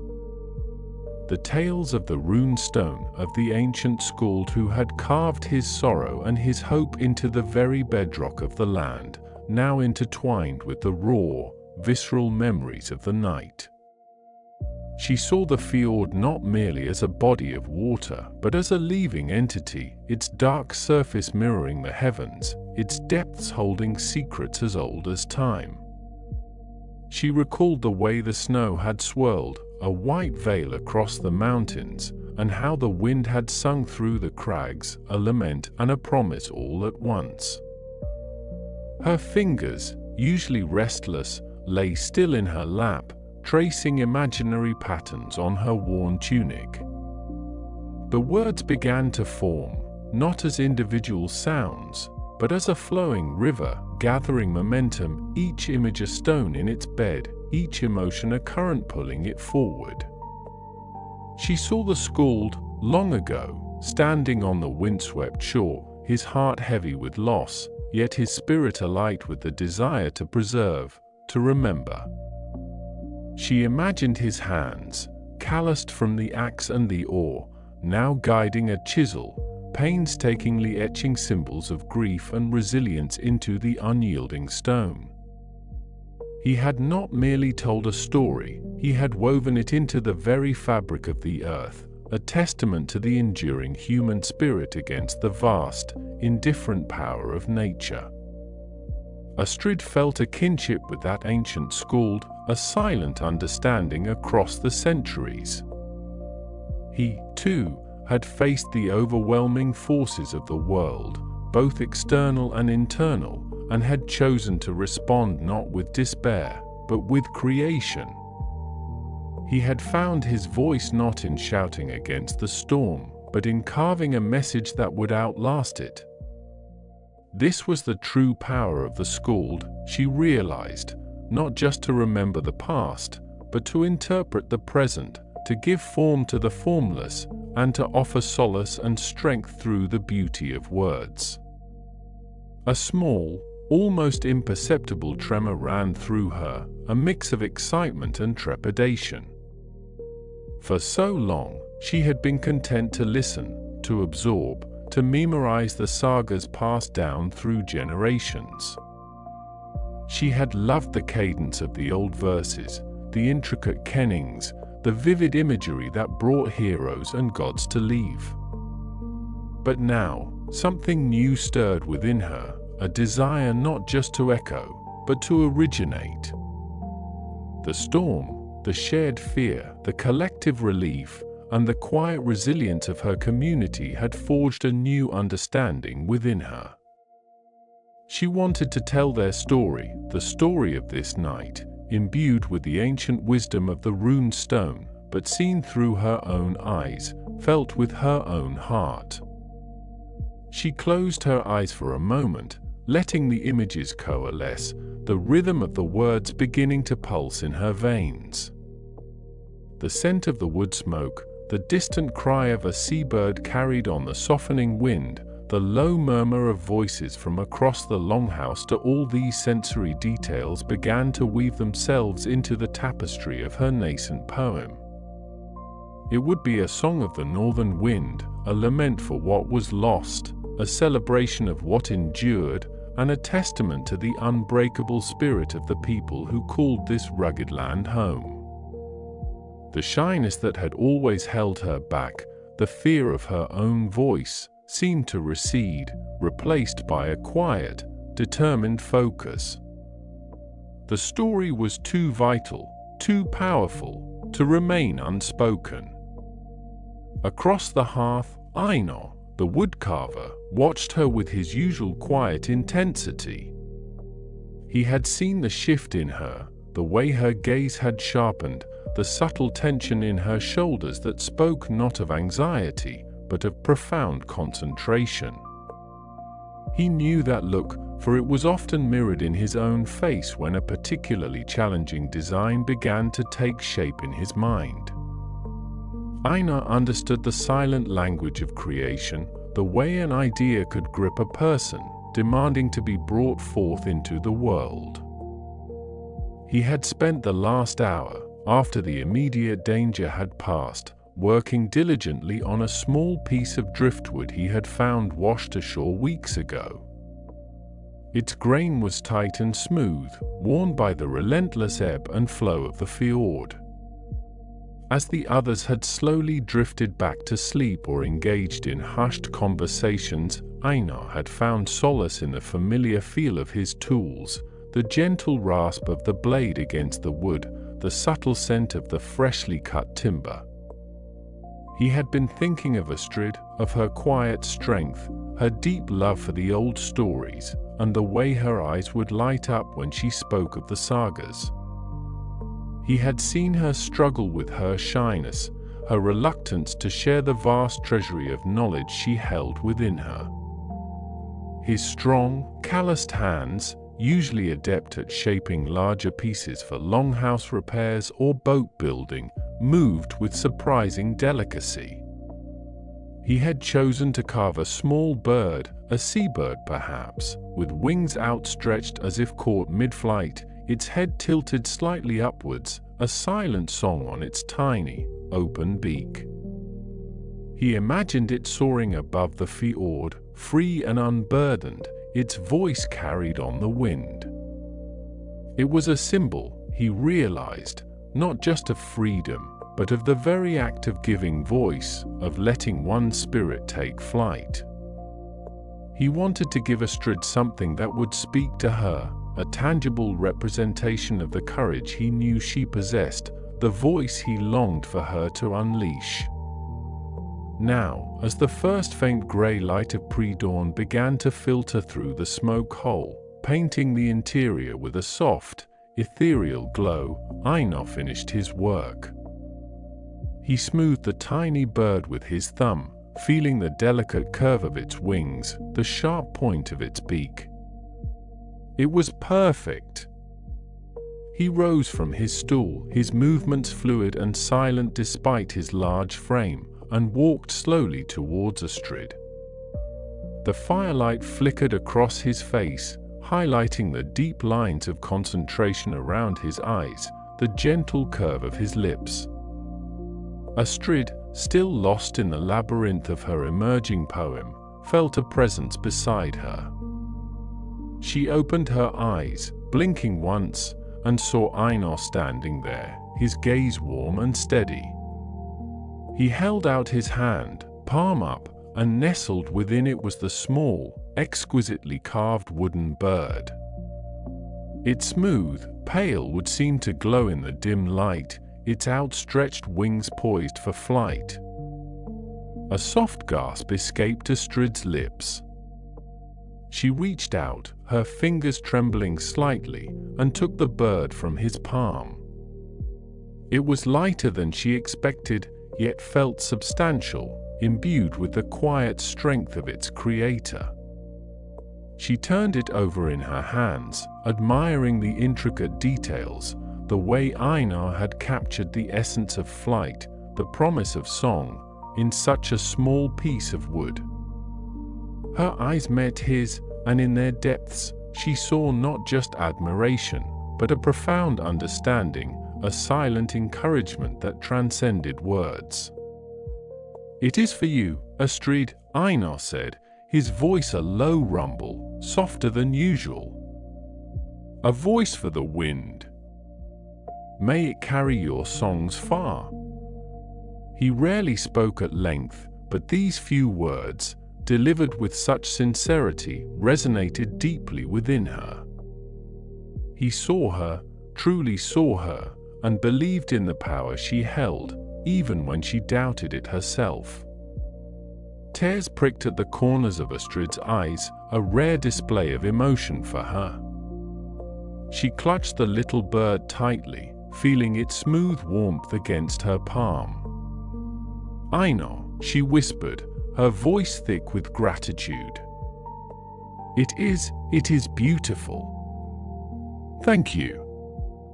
She didn't need to explain what it meant to her, he already knew. The bird was a tangible manifestation of her burgeoning inspiration, a symbol of the voice she was finally ready to embrace. It was a tender, appreciative gesture, a silent pact between two artists, each expressing their truth in their own unique way. The gift solidified something within Astrid. It was as if Einar's quiet faith had given her the final push she needed. The poem, which had been a swirling mist of ideas, now began to crystallize, each line finding its place, each image sharpening into vivid clarity. The runestone, the storm, the resilience of her people, the vastness of the fjord, the promise of the northern lights, to all these elements began to weave together into a cohesive narrative, a song of the land and its enduring spirit. She felt a profound connection to her ancestors, to the schools who had come before her, and to the very earth beneath her feet. Her shyness, though not entirely vanquished, had been pushed aside by a powerful, undeniable urge to create, to share, to give voice to the stories that clamored within her.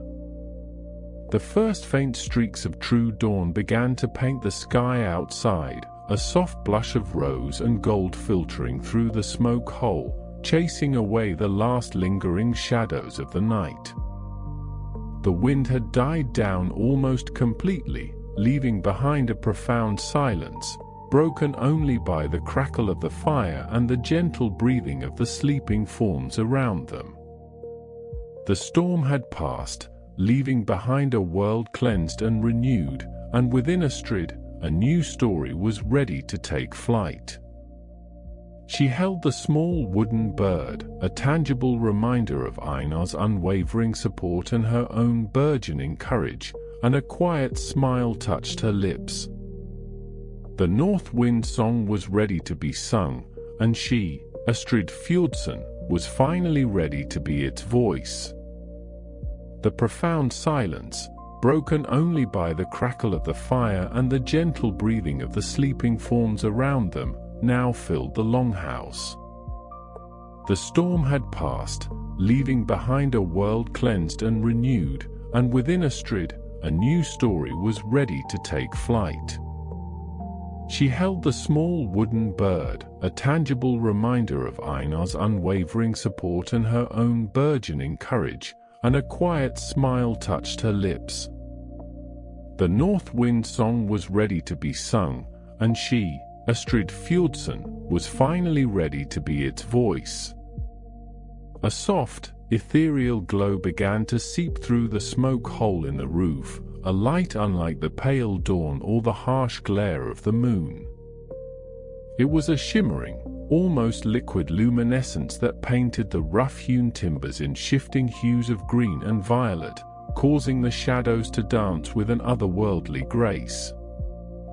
Astrid, still cradling the carved bird, felt an inexplicable pull, a silent summons from beyond the thick walls of the Longhouse. She rose with a quiet reverence, her movements as gentle as the rising mist from the fjord, and glanced towards the sleeping figures.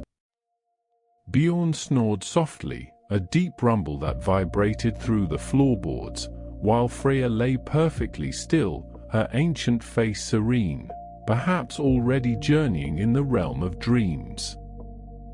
Einar, curled near the hearth, seemed to breathe in rhythm with the embers, his strong hands relaxed. Astrid knew, with an instinct as old as the mountains themselves, that she could not stay within. The call was too strong, too insistent. She moved towards the heavy door, her hand finding the cold iron latch, and with a soft click, she pushed it open, stepping out into the crisp, clean air of the night. The world outside was transformed. The wind, which had howled with such ferocity only hours before, had now fallen to a whisper, carrying the faint scent of pine needles and damp earth. The snow, freshly fallen and untouched, lay like a pristine blanket over the landscape, reflecting the strange, vibrant light that now dominated the sky. Above her, stretching from horizon to horizon, was a spectacle that stole her breath and stilled her heart. The northern lights, the aurora borealis, were dancing. Great ribbons of emerald green and sapphire blue unfurled themselves across the celestial dome, swirling and twisting like phantom dancers. They pulsed with an inner fire, their edges blurring and sharpening, as if painted by an invisible hand wielding brushes of pure light.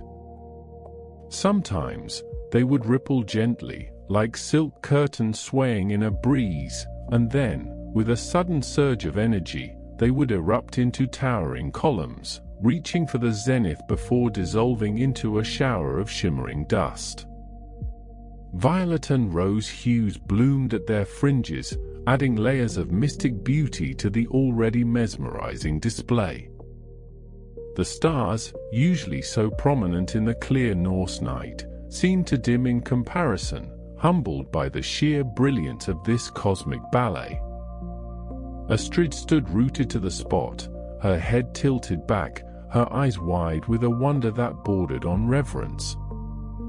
The cold air bit at her cheeks, but she felt no chill, only a profound warmth spreading through her chest.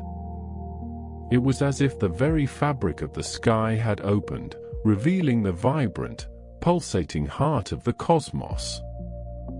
The saga spoke of Bifrost, the rainbow bridge to Asgard, and in that moment, Astrid felt she was witnessing a glimpse of that divine pathway, a direct connection to the realms of the gods and the ancestors.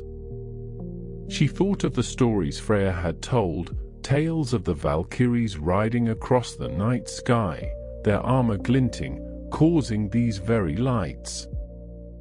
She remembered Bjorn's booming voice recounting how the ancestors, celebrating in Valhalla, would send their joyous echoes down to the leaving world.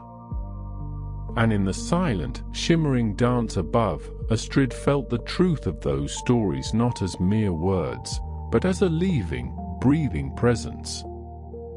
The ancient ones were not distant myths, they were here, woven into the very light that painted the sky, their spirits intertwined with the cosmic tapestry. A shiver, not of cold but of pure awe, ran down her spine. This was the inspiration school sought, the profound beauty that transcended mortal understanding, the very essence of the world's magic. It was a moment of absolute clarity, where the boundaries between the physical and the spiritual dissolved, leaving only a sense of boundless connection.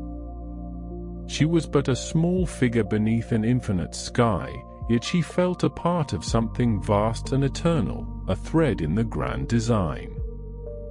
The wooden bird, still clutched in her hand, felt warm against her palm, a small anchor to the earthly realm amidst the celestial splendor. She looked down at it, then back up at the sky, and a new understanding dawned upon her. The intricate patterns Einar carved, the stories Freya wove, the sagas Bjorn recited, they were all attempts to capture this very essence, to give form and voice to the ineffable. Her own words, her own songs, were not just tales, they were vessels for this awe, this connection, this ancient wisdom. As the lights continued their silent, majestic performance, Astrid felt her own voice, which had so often felt small and uncertain, begin to stir within her. It was not a voice for shouting or commanding, but a voice for weaving, for painting with words the beauty she now witnessed. She imagined the rhythm of a drum, the pluck of a lyre, accompanying the silent symphony above. She pictured the faces of her people, gathered around the hearth, their eyes wide as she described the sky's embrace, the whispers of the ancestors carried on the light. She thought of Solveig, who valued the tangible and the practical. Would even Solveig, with her keen hunter's eyes, be unmoved by this? Astrid doubted it. This was a sight that spoke to something deeper than practicality, something primal and universal. It was a reminder that even in the harshest lands, amidst the struggle for survival, there was profound, breathtaking beauty, a magic that sustained the spirit. Minutes stretched into what felt like hours, yet Astrid remained transfixed, each shifting pattern of light etching itself into her memory, into the very core of her being. The vibrant greens deepened, then faded, replaced by waves of shimmering white that pulsed with a gentle rhythm, like a cosmic heartbeat. She felt her own heart beating in unison, a quiet, steady drum within her chest. Then, as gradually as they had appeared, the lights began to recede, their intensity softening, their colors becoming more pastel, more dreamlike. The vibrant ribbons thinned, dissolving into a faint, milky haze that still held hints of green and violet. The stars, which had been overshadowed, now began to reclaim their brilliance, twinkling like countless eyes watching from the deep expanse. Astrid remained outside for a little longer, watching the last vestiges of the celestial dance fade, until only the familiar, star-dusted sky remained, vast and silent. The cold began to prickle at her skin once more, a gentle reminder of the earthly world. She took a deep, cleansing breath, the crisp air filling her lungs, and felt a quiet strength settle within her. She turned and re-entered the longhouse, the warmth of the hearth immediately enveloping her. The air was thick with the comforting scent of woodsmoke and slumber. She moved silently back to her sleeping mat, her mind still alight with the memory of the sky. She lay down, the wooden bird still nestled in her hand, and closed her eyes. The images of the dancing lights played behind her eyelids, a kaleidoscope of green and violet, a silent symphony of cosmic wonder. She felt a profound sense of peace, a quiet joy that resonated deep within her. The shyness that had often held her back, the doubt in her own voice, seemed to have diminished, replaced by a quiet certainty. She had witnessed the ancient magic, felt the connection to the ancestors, and understood, with a clarity she had never known before, the true power of story. Her purpose, her destiny as a skald, no longer felt like a daunting task, but a sacred calling. She was to be a bridge, a vessel through which the beauty of the world, the wisdom of the past, and the hopes for the future could flow. She would weave the light of the aurora into her verses, the strength of the fjords into her sagas, the warmth of the hearth into her tales. She would honor the ancestors not just by remembering their deeds, but by keeping their spirit alive, vibrant and dancing, just like the lights in the sky. As the first faint streaks of dawn began to paint the eastern sky, a soft, golden glow that promised a new day, Astrid Fjordsson drifted into a deep and peaceful sleep, her dreams filled with the silent, shimmering dance of the northern lights, and the quiet, powerful song of her own awakening voice.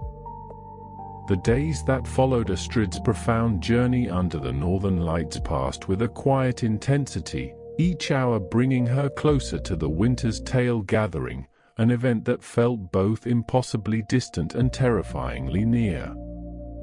She spent her mornings by the fjord, watching the waves crash against the shore, finding rhythm in their ceaseless motion, and her afternoons within the Longhouse, listening to Freya's ancient murmurs and the steady thrum of the loom.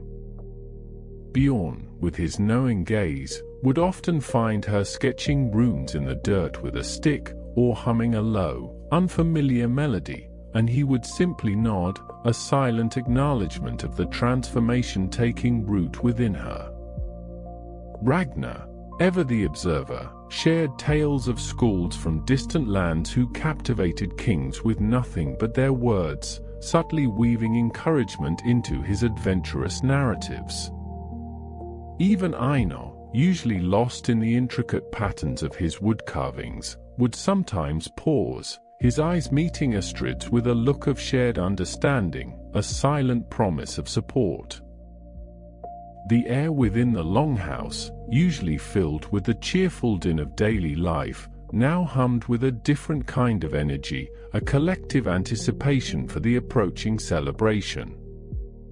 The scent of pine boughs, freshly cut and hung for decoration, mingled with the familiar aroma of woodsmoke and simmering stews, creating a comforting, festive embrace. Outside, the world had transformed into a canvas of stark white and deep blue, the snow falling softly, steadily, for days, blanketing the fjord and the surrounding forests in a pristine, hushed silence. The sky, often a tempestuous grey in winter, had cleared to a brilliant, crystalline expanse, promising a night of glittering stars, and perhaps, if the omens were favorable, another ethereal dance of the northern lights. Finally, the eve of the winter's tale arrived, heralded by the deep, resonant clang of the village bell, its sound carrying across the snow-laden landscape, calling everyone to the heart of their community. As dusk painted the western sky in hues of lavender and rose, the villagers began to gather, their figures silhouetted against the deepening twilight, their breath pluming in the crisp air. They shed their heavy cloaks at the entrance of the great Longhouse, shaking snow from their boots before stepping into the radiant warmth that spilled from its open doorway. Inside, the Longhouse was a spectacle of light and leaf. Torches, made from resinous pine, flickered in their sconces along the walls, casting long, dancing shadows that played across the carved wooden beams and the faces of the assembled folk. The central hearth, usually a robust blaze, had been stoked into a magnificent inferno, its flames leaping and roaring, spitting sparks that momentarily ascended towards the smoke hole before vanishing into the night. The air was thick with the rich scent of roasting meat, the sweet fragrance of honeyed mead, and the earthy aroma of damp wool and human warmth. Children, their eyes wide with excitement, chased each other around the edges of the gathering, their laughter echoing off the high ceiling, while the elders, their faces etched with the stories of countless winters, settled onto benches covered with sheepskins, their hands clasped over mugs of steaming drink. Astrid, her heart a frantic drum against her ribs, found herself seated near the hearth, a place of honor usually reserved for the most respected skalds. She wore her finest tunic, embroidered with patterns her mother had taught her, and her golden braids were meticulously woven, adorned with small, polished stones that caught the flickering light. Beside her sat Bjorn, his broad hand resting reassuringly on her shoulder, his presence a solid anchor in the swirling sea of her nerves. Across from them, Ragnar leaned back against a post, a faint smile playing on his lips, while Freya, her amber eyes observing everything, nodded almost imperceptibly in Astrid's direction. Even Solvig, usually restless and preferring the solitude of the hunt, sat quietly, her gaze fixed on the hearth, a rare stillness about her. The evening began with a feast, a joyous communion of food and drink, shared stories, and hearty laughter. Plates laden with roasted boar, smoked fish, and crusty bread were passed around, accompanied by generous horns of mead. The sounds of clanking earthenware, cheerful chatter, and the occasional burst of song filled the Longhouse, a symphony of communal joy. Astrid ate little, her stomach a knot of apprehension, though she forced herself to sip from her mead, its warmth a small comfort against the chill of her anxiety. She watched the faces around her, familiar and beloved, and a wave of affection, tinged with fear, washed over her. These were her people, the ones whose stories she carried, and the thought of failing them, of her voice faltering, was a heavy weight upon her. As the last of the food was cleared away and the mead horns were refilled, a hush began to fall over the Longhouse. Bjorn, rising to his feet, his imposing figure casting a long shadow in the firelight, raised his own horn. His voice, deep and resonant, commanded immediate attention. "Tonight," he boomed, "we gather as our ancestors have for generations, to share the tales that bind us, the sagas that define us, and the wisdom that guides us through the long winter nights." A murmur of agreement rippled through the crowd. We have read many stories this season of brave deeds and ancient gods, of journeys across treacherous seas and battles won against impossible odds.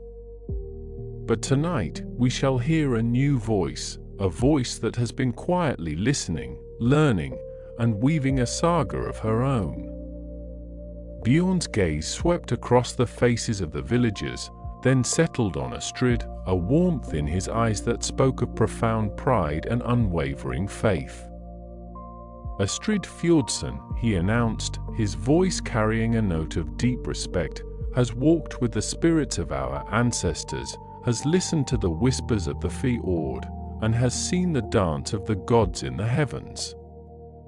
She has a tale to tell, a saga born of our land and our skies, a story that speaks of the resilience of our people and the enduring magic of our world." A ripple of anticipation, mixed with a gentle curiosity, spread through the Longhouse. Astrid felt every eye turn towards her, 1,000 invisible threads pulling at her, threatening to unravel her carefully constructed composure. Her palms grew damp, her throat tightened, and for a fleeting moment, the old shyness, the familiar fear of judgment, threatened to overwhelm her. She felt a tremor run through her hands, and she gripped the edge of her bench, her knuckles white. What if my words fail? A small, panicked voice whispered in her mind. What if they do not see what I have seen? What if they do not feel what I have felt? Then, as if sensing her internal struggle, Freya reached out a gnarled hand and gently touched Astrid's arm. Her eyes, ancient and wise, met Astrid's, and in their depths, Astrid saw not judgment, but a profound understanding, a quiet strength that flowed into her. Freya's lips moved, though no sound emerged, yet Astrid understood the unspoken message, your voice is your truth. Let it be heard. At the same moment, Bjorn offered a reassuring nod, and Ragnar's calm gaze held a silent promise of support. Even Solvig, from her place across the hearth, met Astrid's eyes, and there was a flicker of something akin to respect, a rare acknowledgement from the pragmatic hunter.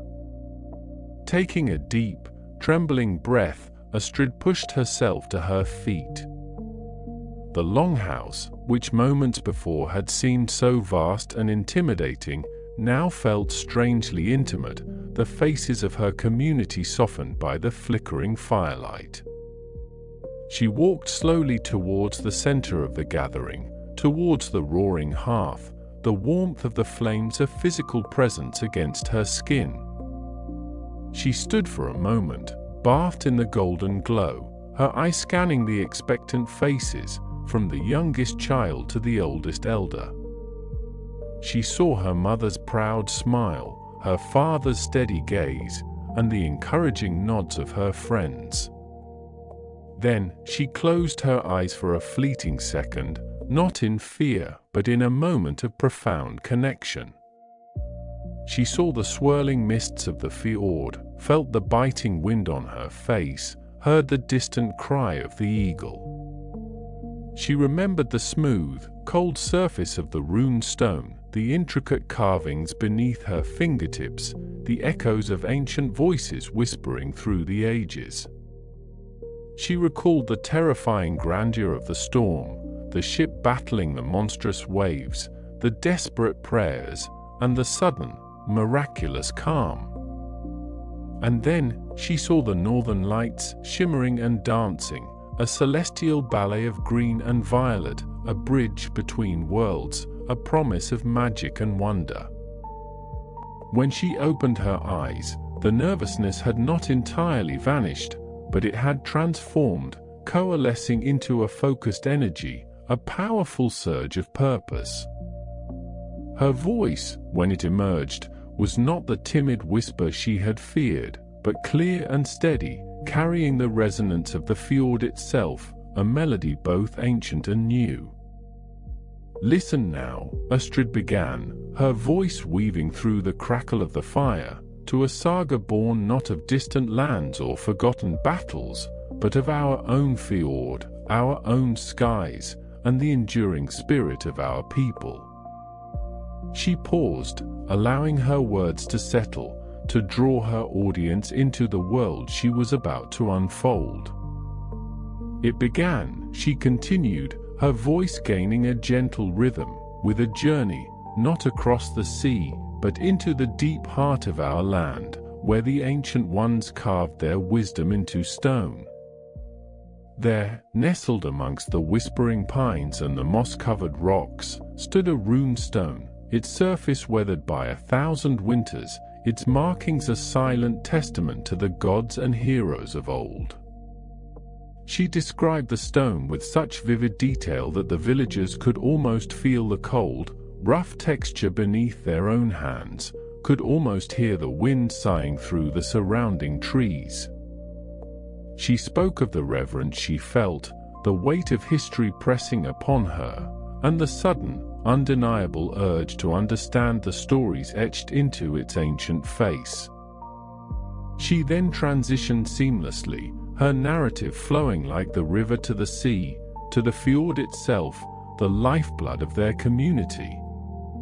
From that silent sentinel of stone, Astrid narrated, her voice now imbued with a sense of vastness, my path led me to the boundless expanse of our fjord, a place of immense beauty and formidable power. I spoke of its deep, dark waters, reflecting the towering cliffs like a mirror, of the seabirds soaring overhead, their cries echoing across the vastness, and of the hidden coves where the seals played. She painted a picture of the fjord's dual nature, a source of sustenance and a path to the wider world, but also a force of nature that demanded respect, a silent, watchful giant. She described the feeling of being small yet connected, a tiny thread in the grand tapestry of the natural world. As Astrid spoke, her hands, no longer trembling, began to move with an expressive grace, shaping the air, emphasizing a word, or mimicking the flight of a bird. Her eyes, usually downcast, now shone with an inner light, sweeping across the faces of her listeners, drawing them deeper into her tale. She was no longer simply reciting, she was embodying the story, breathing life into every image, every emotion. But the fjord, she continued, her voice dropping to a more somber, yet compelling tone, is not always a gentle mother. It can be a fierce warrior, a tempestuous spirit that tests the courage of even the bravest seafarers. She recounted the terrifying storm, the one that had threatened to engulf Ragnar's ship, the one that had shaken the very foundations of their world. She described the sky turning black, the wind howling like a hungry wolf, the waves rising like mountains, crashing down with a deafening roar. She spoke of the fear, raw and primal, that gripped the hearts of those on board, and the desperate struggle against the overwhelming power of the elements. She did not shy away from the terror, but rather she wove it into the narrative, making it a testament to human resilience, to the unyielding will to survive. The Longhouse was utterly silent now, save for the crackling of the fire and Astrid's voice, which had taken on a hypnotic quality. Children, usually squirming, sat wide-eyed and still, their small hands clutching their parents' tunics. The elders leaned forward, their expressions rapt, lost in the vivid imagery Astrid conjured. Ragnar, his eyes fixed on Astrid, nodded slowly, a profound understanding in his gaze, for he had indeed faced such storms. Solvig, who had once dismissed schools as weavers of pretty lies, now found herself completely engrossed, her own memories of battling nature's fury resonating with Astrid's powerful words. Just when hope seemed a distant, fading ember, Astrid's voice rose slightly, imbued with a sense of awe and wonder, when the darkness was absolute and the roar of the storm threatened to consume all. The heavens themselves opened, not with more fury, but with a light unlike any seen before. She described the sudden appearance of the northern lights, their ethereal glow piercing through the storm clouds, painting the sky in impossible shades of green, violet, and gold. She spoke of their silent dance, their shimmering beauty, a celestial ballet that seemed to calm the raging seas and soothe the terrified hearts. It was as if the gods themselves, she whispered, her voice filled with reverence, had reached down from Asgard, not to punish, but to remind us of the magic that permeates our world, of the unseen forces that guide and protect us. The Northern Lights were a promise, a beacon of hope in the darkest hour, a testament to the enduring beauty that can emerge even from the heart of chaos. She spoke of the profound sense of peace that had settled upon her, the feeling of being connected to something ancient and vast, a part of the cosmic dance. She described the way the lights had seemed to whisper secrets of the universe, of the interconnectedness of all things, of the enduring spirit that binds land, sea, and sky. As Astrid concluded her saga, her voice softened, lingering on the final images of the northern lights fading into the dawn, leaving behind a sky of pristine blue and a world renewed. She stood before them, her chest heaving slightly, her face flushed with the effort and emotion of her telling. The Longhouse remained in a profound silence, a silence not of indifference, but of deep absorption, of collective breath held. Then, slowly, a single clap broke the stillness, followed by another, and then a cascade, until the entire Longhouse erupted in a thunderous applause. The sound was deafening, a wave of appreciation that washed over Astrid, warm and exhilarating. People rose to their feet, cheering, their faces alight with emotion.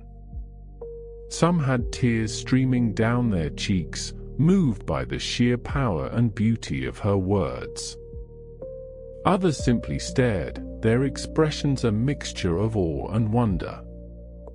Bjorn, his eyes shining with unshed tears, strode forward and embraced Astrid, a fierce, proud hug that lifted her momentarily off her feet.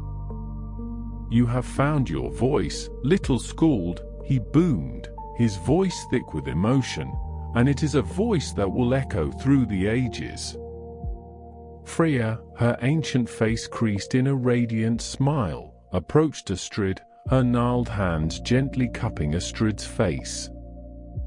"The ancestors sing through you, child," she whispered, her voice like rustling leaves. "You have woven the threads of our past, our present, and our future into a tapestry of breathtaking beauty. You have reminded us that our stories are not just memories, but living, breathing magic." Ragnar clapped her on the back, his eyes twinkling. "Even the greatest Skalds of Miklagard would be humbled by your tale, Astrid Fjordsson," he said, his voice filled with genuine admiration. "You have seen the world not just with your eyes, but with your heart, and you have shared its wonders with us all." Einar, usually so reserved, stepped forward, his strong hands holding a small, intricately carved wooden bird, its wings spread as if in flight. He offered it to Astrid, his eyes, usually so thoughtful, now gleaming with pride. "For the voice that soared," he murmured, his words a rare and precious gift. Astrid took the carving, its smooth wood warm against her palm, and a wave of gratitude washed over her. Even Solvig, the pragmatic hunter, approached, her dark eyes meeting Astrid's. "I have always believed in the strength of the arm and the keenness of the eye," she admitted, her voice unusually soft, "but tonight, you have shown me the strength of the word, and the power of a story to bind us all. You have made me see the fjord, the storm, and the lights in a new way."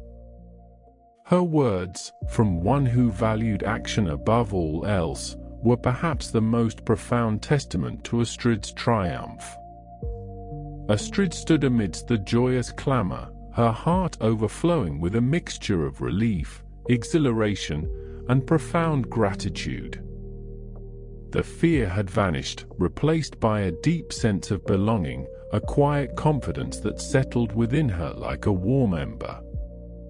She had faced her deepest fear, had dared to share the truth of her heart, and in so doing, she had not only found her voice, but had also deepened her connection to her community, to her heritage, and to the very essence of the world around her. The rest of the night unfolded in a celebratory blur of more stories, more songs, and shared laughter, but for Astrid, the true magic had already happened. She had stepped onto the path of her destiny, not as a timid girl, but as a Skald, a keeper of tales, a weaver of dreams.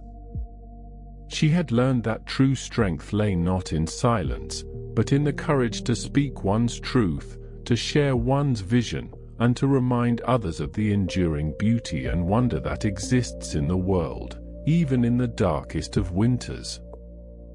As the first faint streaks of dawn began to paint the eastern sky, a soft, golden glow that promised a new day, Astrid Fjordsson, her heart full and her spirit soaring, finally sought her rest. She lay on her sleeping furs, the lingering scent of woodsmoke and celebration filling the air, the distant, echoing calls of seabirds a gentle lullaby. Her dreams were not of fear or doubt, but of the silent, shimmering dance of the northern lights, of the ancient rune stone whispering its secrets, and of the powerful, resonant song of her own awakened voice, now soaring freely, carrying the sagas of her people across the vast, star-dusted skies and into the hearts of all who would listen. She drifted into a deep and peaceful sleep, knowing that her journey had just begun, and that the fjord, the sky, and the stories themselves would be her guiding stars. The crisp morning air, still holding the faint scent of woodsmoke and pine, stirred gently through the longhouse, carrying with it the distant cry of a lone gull circling high above the fjord. Sunlight, pale and hesitant at first, began to filter through the smoke hole, painting shifting patterns on the packed earth floor where Astrid had fallen into such a profound slumber. The echoes of her own voice, strong and clear, still resonated within the quiet corners of her mind, a comforting melody that had finally found its true pitch. She stretched slowly, limbs heavy with the deep rest of a soul at peace, and as her eyes fluttered open, they met the warm, knowing gaze of Freya, who sat by the hearth, her gnarled fingers deftly working a new pattern into a length of wool. Freya offered a small, almost imperceptible smile, her amber eyes crinkling at the corners, a silent acknowledgement of the transformation that had taken place within the young skald. The old woman's presence was like the steady, deep roots of an ancient oak, grounding the world around her in timeless wisdom. Astrid pushed herself up, feeling a lightness in her chest she had not known before, a sense of belonging that settled deep within her bones. The shyness that had once been a heavy cloak now felt like a discarded garment, replaced by a quiet confidence that hummed beneath her skin. She had faced the vastness of the cosmos, wrestled with her own doubts, and emerged with a voice that was truly her own, a vessel for the stories that longed to be told. Soon, the longhouse began to stir with the gentle rhythms of a new day. The crackle of the rekindled fire grew louder, chasing away the last vestiges of the night's chill, and the rich aroma of brewing herbs mingled with the lingering scent of last night's feast. Bjorn Ironhide, his broad shoulders filling the doorway as he entered, paused, his gaze sweeping across the room until it landed on Astrid. A slow, proud smile spread across his weathered face, crinkling the corners of his eyes that had seen countless battles and celebrated innumerable triumphs. He did not speak immediately, but the warmth of his expression, the genuine pride that shone there, spoke volumes.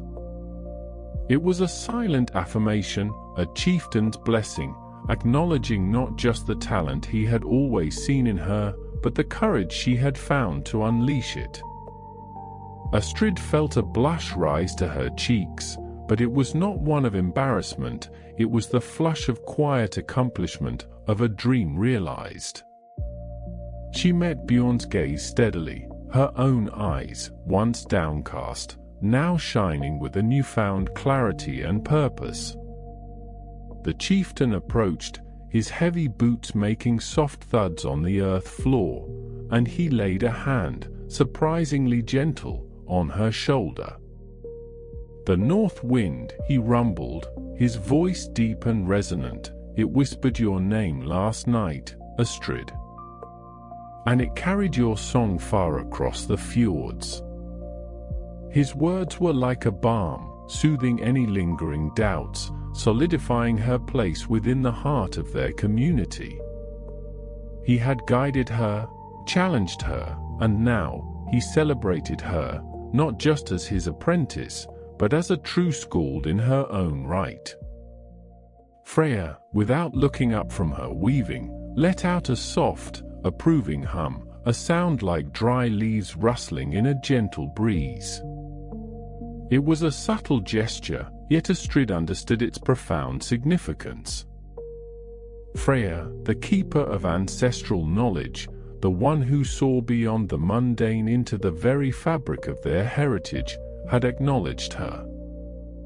It was an acceptance that transcended mere skill. It was an affirmation of her spirit, a connection to the ancient whispers that guided their people. The old woman's approval was not easily earned, and to receive it felt like a sacred blessing, a passing of the torch from one generation to the next, ensuring the unbroken chain of their stories would continue. The morning unfolded with a quiet grace, each moment imbued with a sense of peace and belonging. Astrid spent the early hours by the hearth, helping Freya prepare the morning meal, her hands moving with a new confidence as she stirred the simmering stew. The scent of dried herbs and hearty grains filled the air, a comforting aroma that spoke of home and sustenance.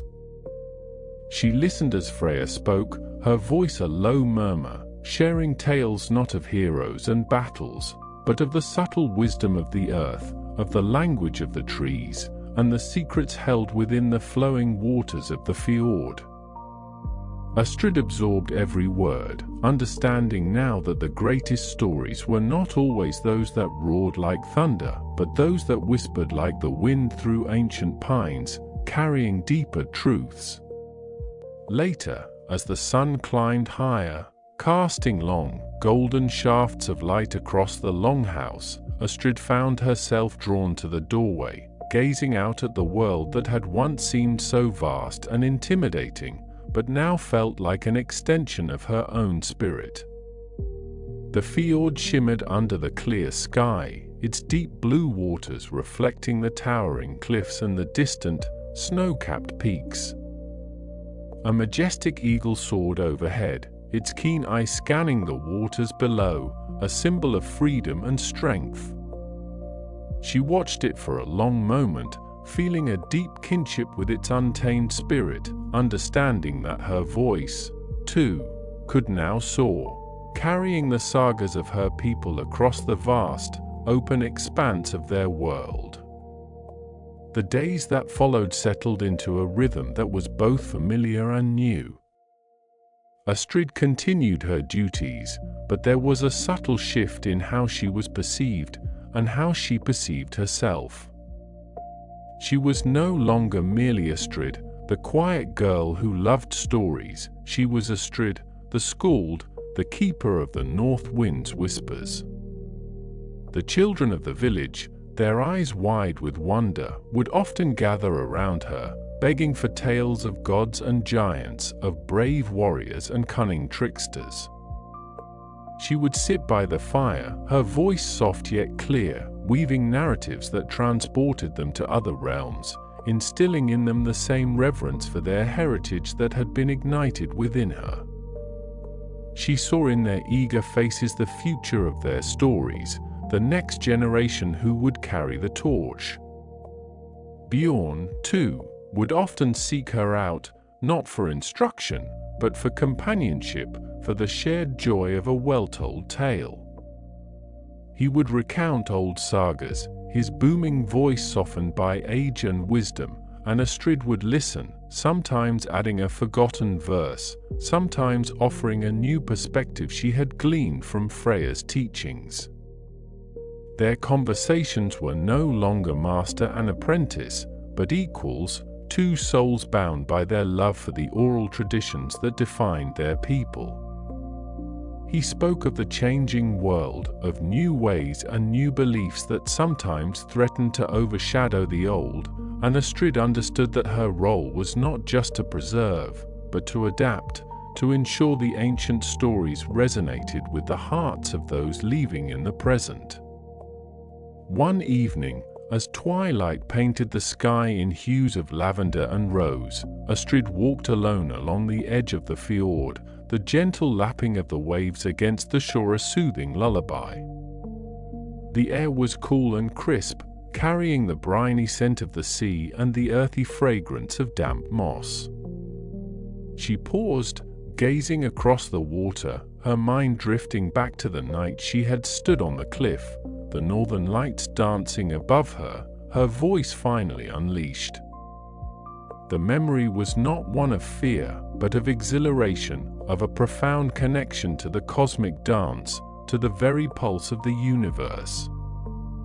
She felt a deep gratitude for the journey that had led her to this moment, for the challenges that had forged her spirit, and for the mentors who had guided her path. She thought of the old rune stone, standing sentinel on the windswept cliff, its ancient carvings whispering secrets to the passing breeze. She understood now that the stories were not just words, but living entities, imbued with the spirit of their ancestors, carrying the wisdom of generations. Her task, her sacred duty, was to breathe life into them, to ensure their echoes never faded, to keep the flame of their heritage burning brightly. The power of storytelling, she realized, was not merely entertainment, it was the very thread that wove their community together, connecting past, present, and future, binding them to the land, the sky, and to each other. As the first stars began to prickle through the deepening indigo of the sky, Astrid turned her gaze towards the Longhouse, its windows glowing warmly, a beacon of light and life against the encroaching darkness.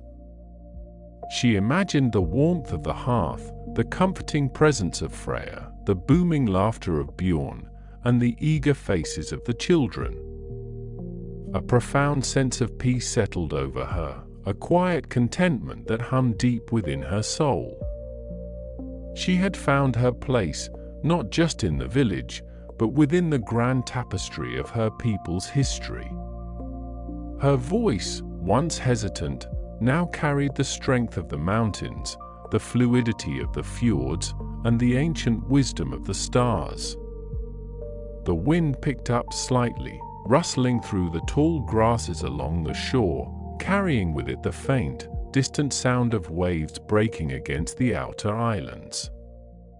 Astrid closed her eyes for a moment, letting the cool breeze caress her face, feeling the earth solid beneath her feet. She was a skald, a storyteller, a keeper of the north wind's whispers, and her journey had truly just begun. The vast, star-dusted skies above her seemed to stretch into eternity, holding countless untold stories, and she knew, with a certainty that settled deep in her heart, that she was ready to listen, to learn, and to sing them into being.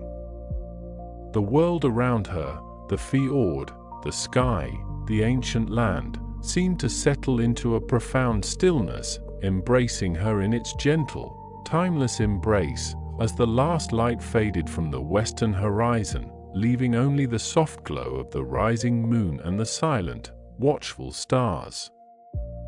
The soft glow of the rising moon cast long, dancing shadows across the ancient stones of the shoreline, illuminating the gentle undulations of the fjord's surface where it met the land, a silvered path stretching towards the distant, towering peaks. Astrid, her heart still humming with the quiet power of the evening's revelations, turned from the expansive view, her gaze drawn back towards the cluster of longhouses nestled against the protective curve of the bay, their turf roofs blending seamlessly with the contours of the earth. The air, now cooler with the deepening night, carried the faint, comforting scent of woodsmoke and the distant, rhythmic bleating of sheep from the higher pastures, a testament to the enduring life that thrived in this rugged land. Inside the great hall, the central hearth still burned brightly, its flames licking at the seasoned oak logs, sending sparks spiraling upwards into the smoke hole, where they vanished into the vast, star-peppered canvas of the night sky. The communal meal had long since concluded, and many of the villagers had already retired to their sleeping platforms along the walls, their forms now indistinct mounds beneath thick wool blankets, their breathing a soft, collective rhythm that underscored the profound peace of the hour. Yet, a few figures remained gathered near the warmth of the fire, their voices low and murmuring, weaving a tapestry of quiet companionship that Astrid found deeply reassuring. Bjorn Ironhide, his massive frame comfortably settled on a carved wooden bench, was meticulously sharpening the edge of a small, intricately patterned axe, the stone rasping softly against the metal, a sound that spoke of careful craftsmanship and readiness. Beside him, Freya, the weaver of dreams, her hands never truly idle, was braiding strands of raw wool, her fingers moving with a practiced grace that transformed the unruly fibers into a strong, even cord, perhaps destined for a new cloak or a fishing net. Ragnar the Wanderer, his face etched with the countless stories of distant lands, sat cross-legged on a bearskin rug, his eyes fixed on the dancing flames, a faint, knowing smile playing on his lips, as if he were conversing with the spirits of the fire itself. Astrid approached them slowly, her footsteps barely disturbing the rushes scattered across the packed earth floor, and settled onto a low stool near the hearth, feeling the comforting warmth seep into her bones. She watched the silent, focused work of Bjorn and Freya, the quiet contemplation of Ragnar, and felt a deep sense of belonging, a profound connection to these people who shared her world, her struggles, and her dreams. The day's journey, the climb to the ancient cairn, the whispers of the wind, and the vastness of the cosmos had filled her with a new kind of energy, a quiet resolve that now settled gently within her. "The air sings tonight," Astrid finally murmured, her voice soft, almost a whisper, not wishing to disturb the quiet harmony of the moment, yet compelled to share the profound beauty she had witnessed. Bjorn paused his work, his gaze lifting to meet hers, his eyes, usually so stern, now held a glimmer of understanding. "It does, little Skald," he rumbled, his voice a deep, resonant tone that seemed to vibrate through the very timbers of the Longhouse. "The stars are bright, and the moon is full, a night for tales, perhaps, or for quiet reflection." He offered her a small, almost imperceptible nod, a gesture of respect that warmed her more than the fire itself. Freya, without looking up from her weaving, added, "The veil between worlds feels thin tonight, Astrid. The ancestors are near, listening to the wind, watching over us from their halls." Her words, spoken with a serene certainty, resonated deeply with Astrid's own recent experience on the windswept ridge, reinforcing the sense of an unseen, ancient presence that permeated their world. Ragnar, his eyes still fixed on the flames, finally spoke, his voice a low, gravelly murmur, like stones tumbling in a river. "Each star is a story, Astrid, a memory of a life lived, a journey undertaken, a battle fought, or a love cherished. They are the eyes of the gods and the spirits of our forebears, watching over the paths we tread." He turned his head then, his gaze piercing, yet gentle, meeting hers across the flickering light. "You carry the breath of those stories within you, child. Feel them, understand them, and then let them flow from your heart like a river to the sea." Astrid felt a shiver of understanding trace its way down her spine, a recognition of the immense responsibility that came with her calling, but also a profound sense of purpose. She had always loved stories, had devoured them with an insatiable hunger, but now she understood that she was not merely a listener, but a vessel, a conduit for the ancient voices that shaped their world. The weight of that realization was heavy, yet exhilarating, like standing at the edge of a vast, uncharted ocean, knowing that endless voyages awaited.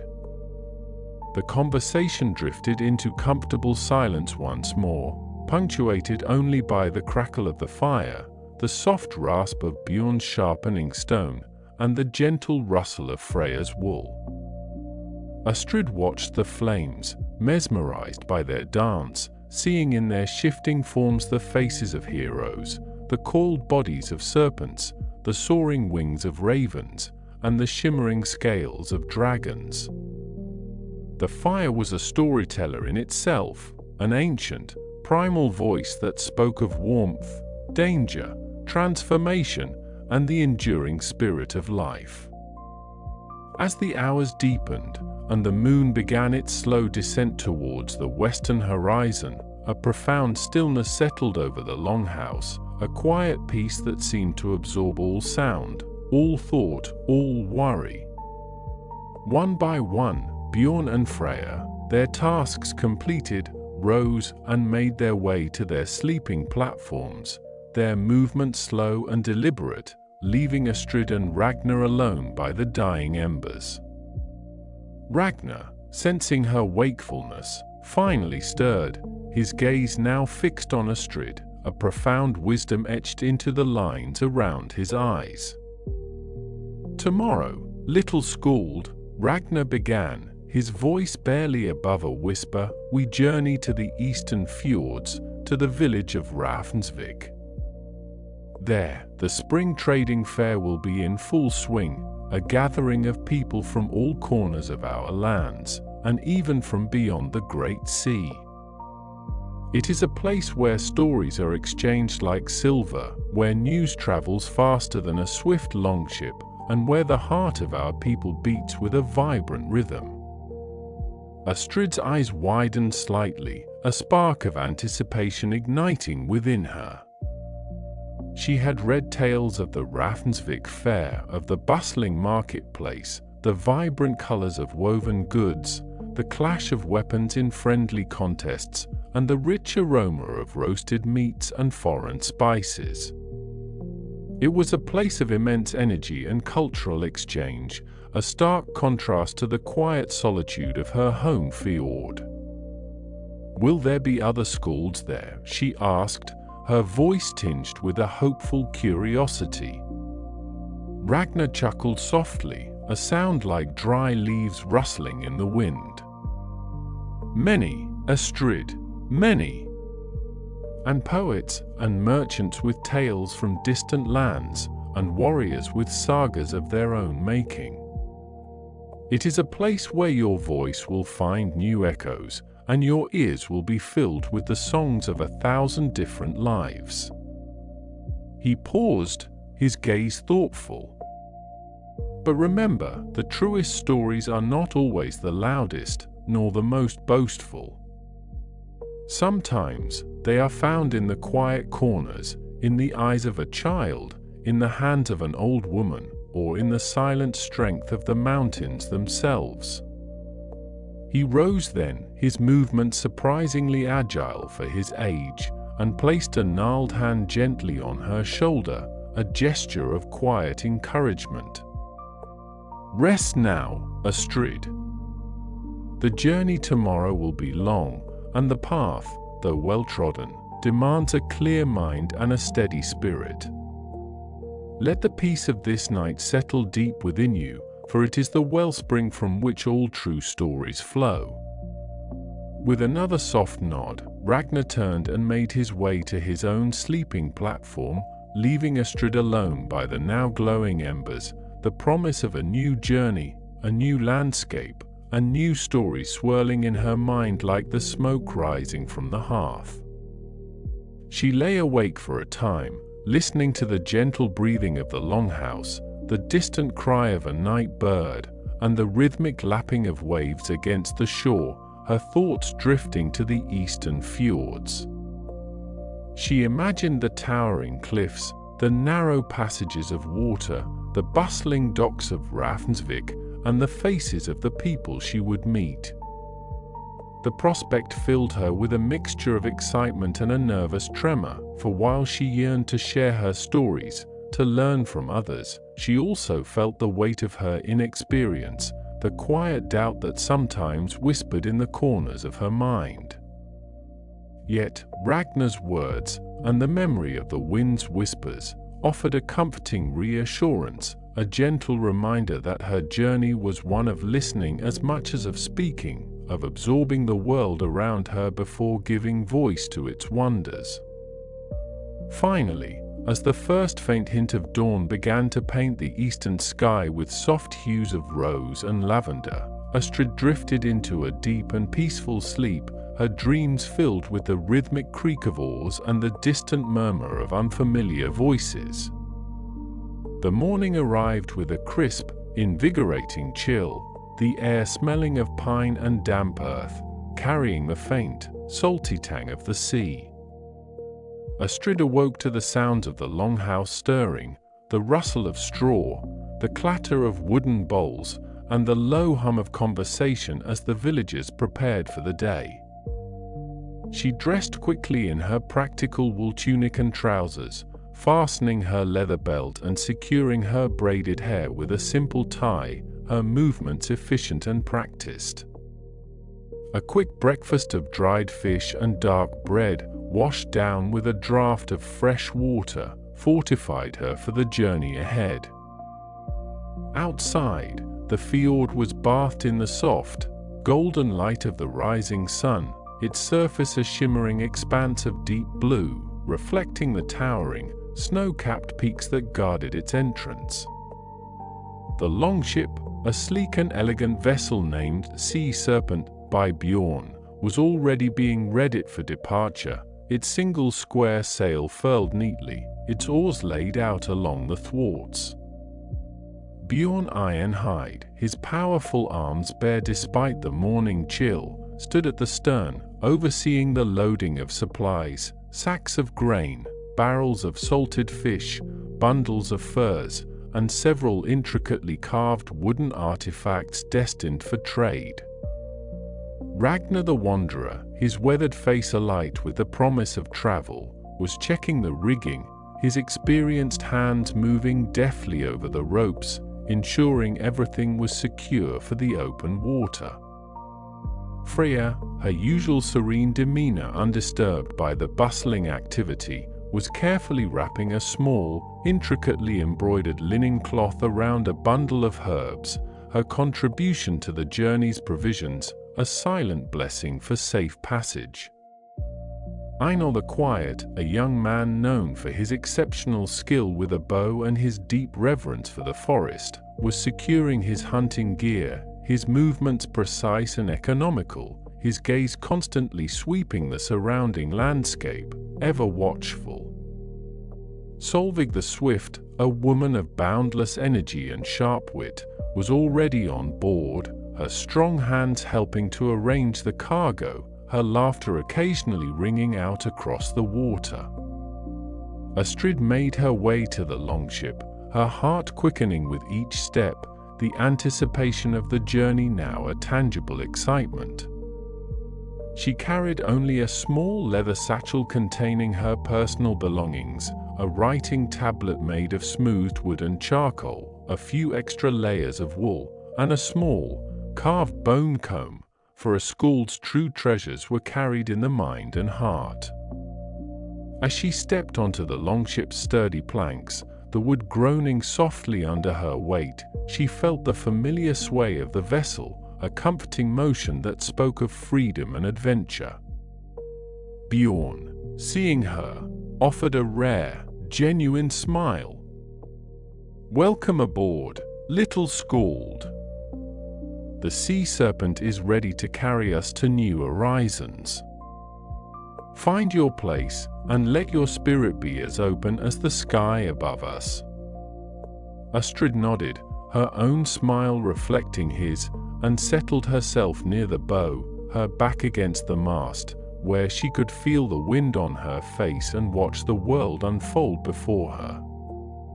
The crew, a mix of experienced sailors and younger, eager hands, took their positions, their movements synchronized and efficient, a testament to their long familiarity with the sea and with each other.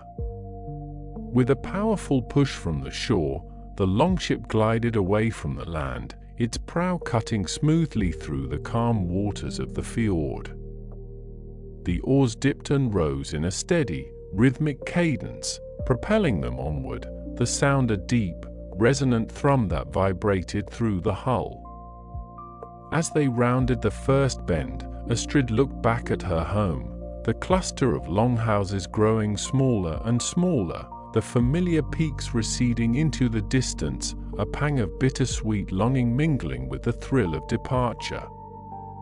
The journey through the fjords was a breathtaking spectacle of nature's grandeur.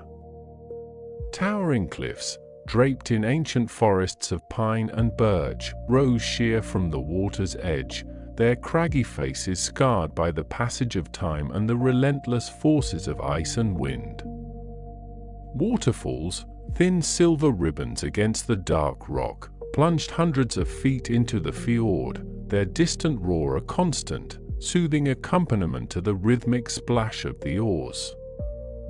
Eagles soared high above, their keen eyes scanning the waters for prey, their majestic forms silhouetted against the vast, blue sky. Astrid spent hours simply watching, absorbing the immense beauty and raw power of the landscape, feeling the profound connection between the land, the sea, and the sky. She observed the subtle shifts in the water's color, from deep sapphire to emerald green, depending on the depth and the play of light. She noted the intricate patterns of moss and lichen clinging to the rocks, the resilient wildflowers clinging to precarious ledges, and the occasional glimpse of a wild goat, its nimble form navigating the impossible slopes. Each detail, each fleeting impression, was a brushstroke in the vast canvas of her memory, a seed for a future story. As the sun climbed higher, casting long, shimmering paths across the water, the air grew warmer, and the crew settled into a comfortable rhythm. Bjorn, his hands firmly on the steering oar, guided the longship with an intuitive understanding of the currents and the wind. Ragnar, ever watchful, pointed out distant landmarks, sharing tales of ancient battles fought on these very waters, or of legendary sea monsters said to lurk in the deeper channels. Freya, still braiding, would occasionally hum a soft, ancient melody, her voice a gentle counterpoint to the sounds of the journey. Einar, perched quietly near the bow, his bow resting across his knees, seemed to merge with the natural world around them, his presence as silent and watchful as the forest itself. Solvig, her energy undiminished, shared stories of her own, humorous anecdotes about past trading fairs and the colorful characters she had encountered, her laughter echoing across the water, bringing smiles to the faces of the crew. Astrid listened intently, not just to the words, but to the nuances of their voices, the expressions on their faces, the way their eyes lit up when they spoke of something cherished. She understood that these were not merely tales, but threads woven into the fabric of their lives, connecting them to their past, to their land, and to each other. She felt the stories taking root within her, intertwining with her own experiences, growing into something new and vibrant. As the afternoon wore on, the fjord began to widen, and the distant, open sea became visible, a vast, shimmering expanse that beckoned with the promise of unknown horizons. Bjorn, sensing the shift in the wind, gave a command, and with a collective effort, the crew hoisted the great square sail, its linen snapping tautly in the breeze. The longship surged forward, the rhythmic splash of the oars replaced by the exhilarating rush of the wind in the sail and the steady hiss of the prow cutting through the waves. Astrid felt a thrill of pure joy course through her veins as the longship picked up speed, the spray from the waves misting her face, the wind whipping strands of hair around her cheeks. This was the true spirit of the Norse people, she realized, a fearless embrace of the unknown, a deep reverence for the power of nature, and an unyielding spirit of adventure. She closed her eyes for a moment, letting the sensations wash over her, feeling the vibrant pulse of life within her and around her. They sailed for many hours, the sun slowly beginning its descent towards the western horizon, painting the sky in a breathtaking palette of fiery oranges, deep purples, and soft, ethereal pinks. The air grew cooler, and the faint scent of wood smoke, carried on the wind from distant settlements, mingled with the invigorating tang of salt. As twilight deepened, the first stars began to prick through the fading light, tiny diamonds scattered across the darkening canvas of the heavens. Bjorn, his voice carrying easily over the wind, announced, "We will make landfall soon, before the moon truly rises. There is a small cove, well sheltered, where we can rest for the night. Tomorrow, we will continue our journey to Ravnsvik." The longship veered towards a narrow inlet, its entrance almost hidden by a cluster of rocky islets. As they drew closer, Astrid could discern a small, sandy beach nestled at the base of a towering cliff, its surface dotted with smooth, water-worn stones. The cove was perfectly sheltered, its waters calm and still, reflecting the deepening twilight sky. With practiced efficiency, the crew brought the longship ashore, its keel scraping softly against the sand. They quickly set about making camp, pulling the longship further up the beach, gathering driftwood for a fire, and preparing a simple evening meal of dried meat, hardtack, and a hearty stew warmed over the flames. The air was filled with the comforting sounds of their activity, the crackle of the fire, the low murmur of conversation, and the occasional clang of metal. Astrid, feeling the quiet contentment that comes after a day of travel and communion with nature, found a comfortable spot on a smooth rock near the water's edge, watching the last vestiges of daylight fade from the sky. The stars, now countless and brilliant, began to emerge in their full glory, a vast, shimmering tapestry stretching from horizon to horizon. The Milky Way, a luminous river of starlight, arced majestically overhead, its ethereal glow illuminating the rugged outlines of the surrounding cliffs. Ragnar, his presence as silent as a shadow, came to sit beside her, his gaze also fixed on the celestial expanse. "Look, Astrid," he murmured, his voice soft, almost reverent. "The Bifrost, the rainbow bridge to Asgard, is not merely a myth. It is woven into the very fabric of our sky, a constant reminder of the gods' watchful presence, and the endless journeys that await us beyond this mortal realm." Astrid followed his gaze, her heart filled with a profound sense of wonder. She had always heard the tales of Bifrost, but to see the Milky Way through Ragnar's eyes, as a tangible connection to the divine, imbued it with a new, deeper meaning. The stars were not just distant lights, they were the very essence of their cosmology, a map of their beliefs, a guide for their souls. "Do you think," Astrid began, her voice barely a whisper, "that the gods truly hear our stories, our songs?" Ragnar turned his head, his eyes, reflecting the starlight, held a deep, ancient wisdom. They do, little Scald. They hear every word, every note, every beat of a drum, for our stories are the echoes of their own sagas, played out in the lives of mortals. When you sing of courage, you honor Odin. When you speak of love, you honor Freya. When you tell of the sea's power, you honor Aegir. Your voice is a bridge between our world and theirs, a sacred conduit. His words resonated deeply within Astrid, strengthening her resolve, affirming the profound importance of her calling.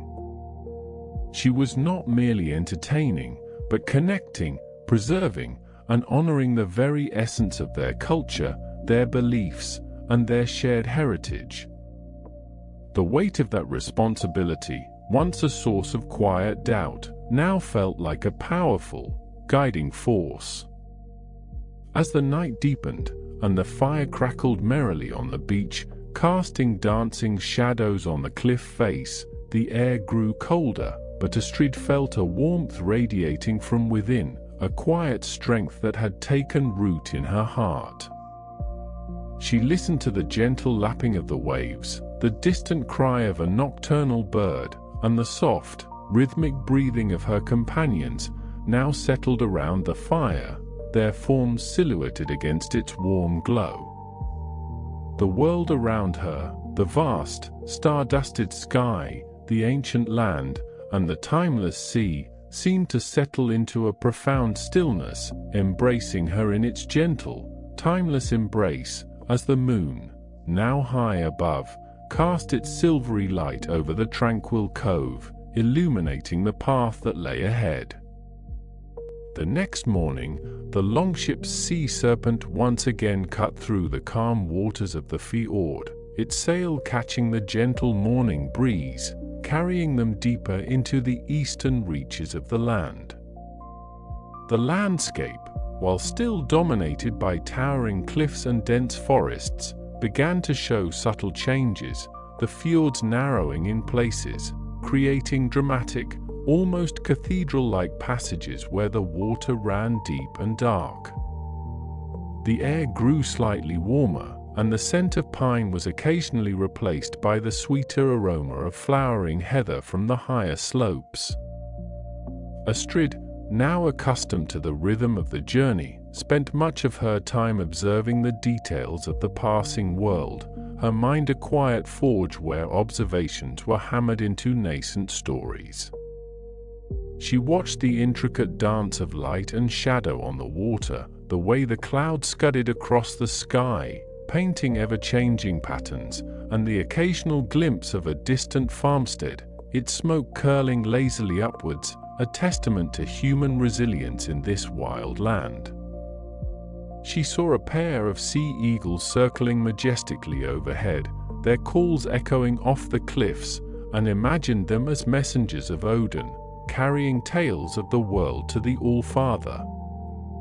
As they navigated a particularly narrow passage, where the cliffs rose so steeply on either side that they seemed to touch the sky, a profound hush fell over the longship. The sound of their own voices seemed swallowed by the immense silence of the place, broken only by the gentle lapping of water against the hull and the distant cry of a gull. The air here felt ancient, imbued with the spirits of countless generations who had passed through these very waters. Astrid felt a shiver, not of fear, but of reverence, a deep awareness of the timelessness of the land.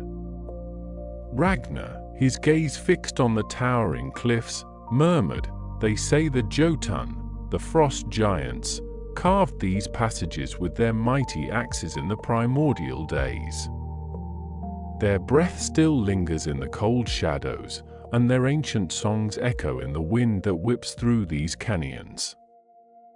His words, spoken with quiet conviction, painted a vivid picture in Astrid's mind, transforming the geological formations into a landscape steeped in myth and legend, a place where the boundaries between the mundane and the magical blurred. Bjorn, ever practical, added, and their shadows hide excellent fishing grounds. The deeper waters here hold the largest cod, a bounty from the sea if one knows where to cast the nets. His words, while grounding, did not diminish the mystique, but rather wove the practicalities of survival into the tapestry of myth, showing how deeply intertwined the two truly were in their world. They continued their journey, the longship gliding gracefully through the water, propelled by the steady breeze and the occasional dip of an oar. As the day progressed, the fjords began to widen once more, and the shores became less precipitous, giving way to rolling hills and fertile valleys, where patches of cultivated land and scattered farmsteads became more frequent. The air grew noticeably warmer, and the sounds of distant human activity, the barking of dogs, the lowing of cattle, the faint ring of a blacksmith's hammer, began to reach them, signaling their approach to a more populated area. Finally, as the sun began its slow descent towards the western horizon, casting long, golden shadows across the water, a bustling settlement came into view. Nestled in a wide, sheltered bay, surrounded by gently sloping hills, lay Ravnsvik, its numerous longhouses and workshops clustered together, a vibrant hub of activity. The air was filled with a cacophony of sounds, the shouts of merchants, the bleating of sheep, the distant clang of metal on metal, and the excited chatter of many voices. Smoke curled from dozens of hearths, creating a hazy, inviting atmosphere. The bay itself was a hive of activity, dotted with fishing boats, smaller trading vessels, and even a few larger longships, their sails furled, their prows pointing proudly towards the open sea. The docks were teeming with people, offloading cargo, haggling over prices, or simply greeting friends and family who had arrived from distant lands. The vibrant colors of woven cloaks, painted shields, and banners fluttering in the breeze created a lively spectacle against the backdrop of the deep green hills and the shimmering blue water. Astrid felt a surge of excitement, a thrill of anticipation that made her heart beat a little faster. This was a world away from the quiet solitude of her home fjord, a vibrant tapestry of human endeavor, a place where stories converged and new ones were born. She saw merchants displaying their wares, shining amber from the Baltic, finely crafted silver jewelry, intricately carved wooden tools, and bundles of exotic furs. The aroma of roasting meat, fresh bread, and unfamiliar spices wafted towards them, making her stomach rumble with pleasant hunger. Bjorn, his voice filled with a quiet satisfaction, steered the sea serpent towards an open berth at one of the busier docks. "Welcome to Ravnsvik, little Skald," he announced, his gaze sweeping over the bustling scene. "Here, the world comes to us, and we, in turn, offer our bounty to the world. It is a place of endless stories, if you know how to listen." As the longship was expertly brought alongside the dock, ropes were thrown, and the crew began the familiar process of securing the vessel. Astrid, eager to step onto solid ground, waited patiently, her eyes wide with wonder, taking in every detail of the vibrant scene before her. She saw children playing games of chase among the stalls, their laughter ringing out freely. She noticed an old woman, her face deeply lined, meticulously arranging a display of dried herbs and woven baskets, her hands moving with a practiced grace that spoke of a lifetime of work. She observed a group of warriors, their leather armor gleaming, their axes at their belts, their faces etched with the tales of distant raids, their voices deep and resonant as they exchanged greetings. When it was her turn to disembark, Astrid felt the firm planks of the dock beneath her feet, a comforting solidity after the long hours on the water. The sounds and smells of the fair enveloped her, a rich, immersive sensory experience that was both exhilarating and slightly overwhelming. She followed Bjorn, Ragnar, Freya, Einar, and Solveig through the throng of people, her senses keenly attuned to every detail. Ragnar, sensing her quiet awe, leaned closer and murmured, "Each face you see, Astrid, holds a story. Each merchant's cry, each child's laughter, each warrior's boast, they are all fragments of the great saga of our people. Your task, as a skald, is to gather these fragments, to understand their meaning, and to weave them into a whole that speaks to the heart." His words were a gentle reminder, a guiding hand in the midst of the bustling chaos. Astrid nodded, her gaze sweeping across the faces of the people, feeling a deep connection to their shared humanity, their struggles, their joys, and their enduring spirit. She understood that this was not just a market, but a living, breathing testament to the resilience and vibrancy of their culture, a place where the past, present, and future converged in a symphony of human experience. As they made their way through the crowded lanes, the group paused at a stall where a merchant from the southern lands was displaying an array of finely crafted silver jewelry, its intricate patterns glinting in the fading sunlight. Freya, her eyes drawn to a delicate silver pendant depicting a stylized raven, spent a quiet moment admiring its craftsmanship, her fingers tracing the smooth, cool metal. Bjorn, ever watchful, kept a keen eye on their surroundings, his presence a reassuring anchor in the bustling crowd. Einar, his quiet gaze taking in everything, seemed particularly interested in a display of finely honed hunting knives, their blades gleaming with deadly precision. Solveig, her voice bright and cheerful, engaged in a lively conversation with a fishmonger, haggling good-naturedly over the price of a particularly large cod, her laughter echoing through the market. Astrid, standing slightly apart, observed it all, the interactions, the expressions, the subtle dance of commerce and camaraderie. She noticed the way a mother gently guided her child through the crowd, the way two old friends embraced after a long separation, the way a young man's eyes lingered on a beautiful maiden, his heart clearly filled with unspoken longing. These small, fleeting moments, she realized, were the true essence of life, the quiet melodies that underpin the grand sagas. As twilight deepened and the first stars began to emerge, the oil lamps and torches of Ravnsvik were lit, casting a warm, flickering glow over the market, transforming it into a magical, ethereal scene. The aromas of roasting meat grew stronger, mingling with the sweet scent of mead and the earthy smell of wood smoke.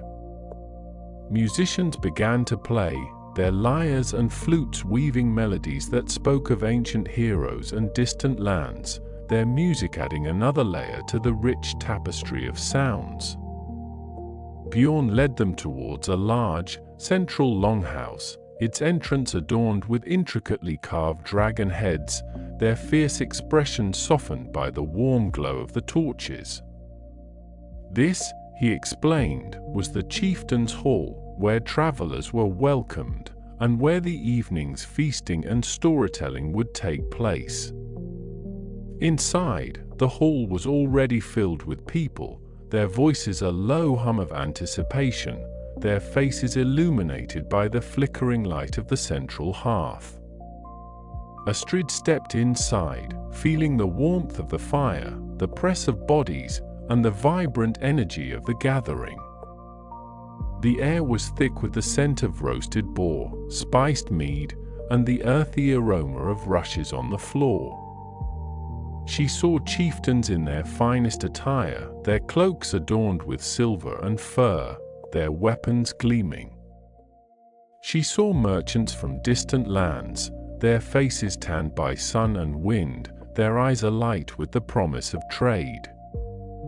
And she saw other schools, their instruments at their sides, their eyes already scanning the crowd, seeking inspiration for their next performance. Ragnar, his hand gently on her back, guided her towards a quieter corner of the hall, near a large window that looked out onto the moonlit bay. "Observe, Astrid," he whispered, his voice low and resonant. "Listen with your heart, not just your ears. Feel the pulse of this place, the stories that beat within its walls. Tonight, you are not merely a guest, you are a witness, a collector of echoes." Astrid nodded, her gaze sweeping across the bustling hall, her senses overwhelmed yet invigorated by the sheer richness of the experience. She saw a group of men gathered around a table, their faces flushed with mead, their voices rising in boisterous laughter as they recounted a hunting tale. She saw a young woman, her eyes downcast, listening intently to an older woman's quiet advice, a moment of intergenerational wisdom being passed down. She noticed a lone warrior, his face scarred, his gaze distant, lost in memories of battles fought and comrades lost. Each person, each interaction, was a story waiting to be told, a thread in the grand tapestry of human existence. As the evening wore on, the feasting began in earnest, and the hall filled with the sounds of clinking horns, hearty laughter, and the joyous clamor of a community celebrating its bounty. Later, as the plates were cleared and the mead horns continued to circulate, the skalds began to perform. One by one, they rose, their voices strong and clear, weaving tales of ancient gods, legendary heroes, and epic voyages. Their words, accompanied by the haunting melodies of their lyres, filled the hall, captivating the audience, transporting them to distant lands and forgotten times. Astrid listened intently, her heart swelling with admiration for their skill, their power to evoke emotions, to paint vivid pictures with words alone. She felt a familiar tremor of nervousness, a quiet doubt about her own abilities, wondering if her voice could ever command such attention, such reverence. But then she remembered Ragnar's words, the whispers of the wind, and the quiet strength that had taken root within her. Her stories might not be of battles and gods, but they were of the land, of the people, of the quiet beauty and profound resilience that defined their world. As one skald finished his stirring tale of a dragon-slaying hero, a hush fell over the hall, punctuated only by the crackle of the fire. Ragnar, sensing the moment, turned to Astrid, his eyes holding a gentle encouragement. "The time is ripe, little skald," he murmured. "The hearts of the people are open, their spirits receptive.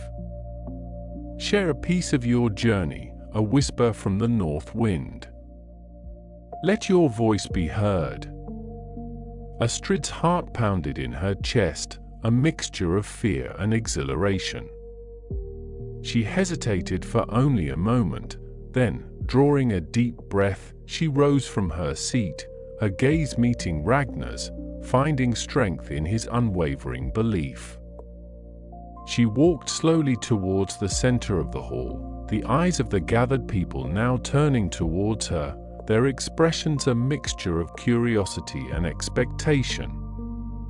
She felt the weight of their gaze, the silence pressing in around her, but she also felt the quiet power of the story stirring within her, yearning to be set free. She stood before the roaring hearth, its flames casting dancing shadows on her face, and looked out at the sea of faces, her gaze sweeping over the chieftains, the merchants, the warriors, and the common folk, all united in their shared love of stories. She thought of the towering cliffs, the whispering wind, the star-dusted skies, and the gentle lapping of waves against the shore.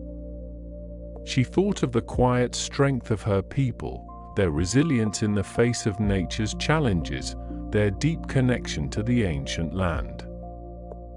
Then, taking another deep breath, Astrid began to speak, her voice, though soft at first, gaining strength and clarity with each word, weaving a tale not of epic battles or mythical beasts, but of the quiet majesty of the fjords, the profound wisdom of the ancient trees, and the ethereal dance of the northern lights, a story born from her own journey, her own observations, and the whispers of the north wind.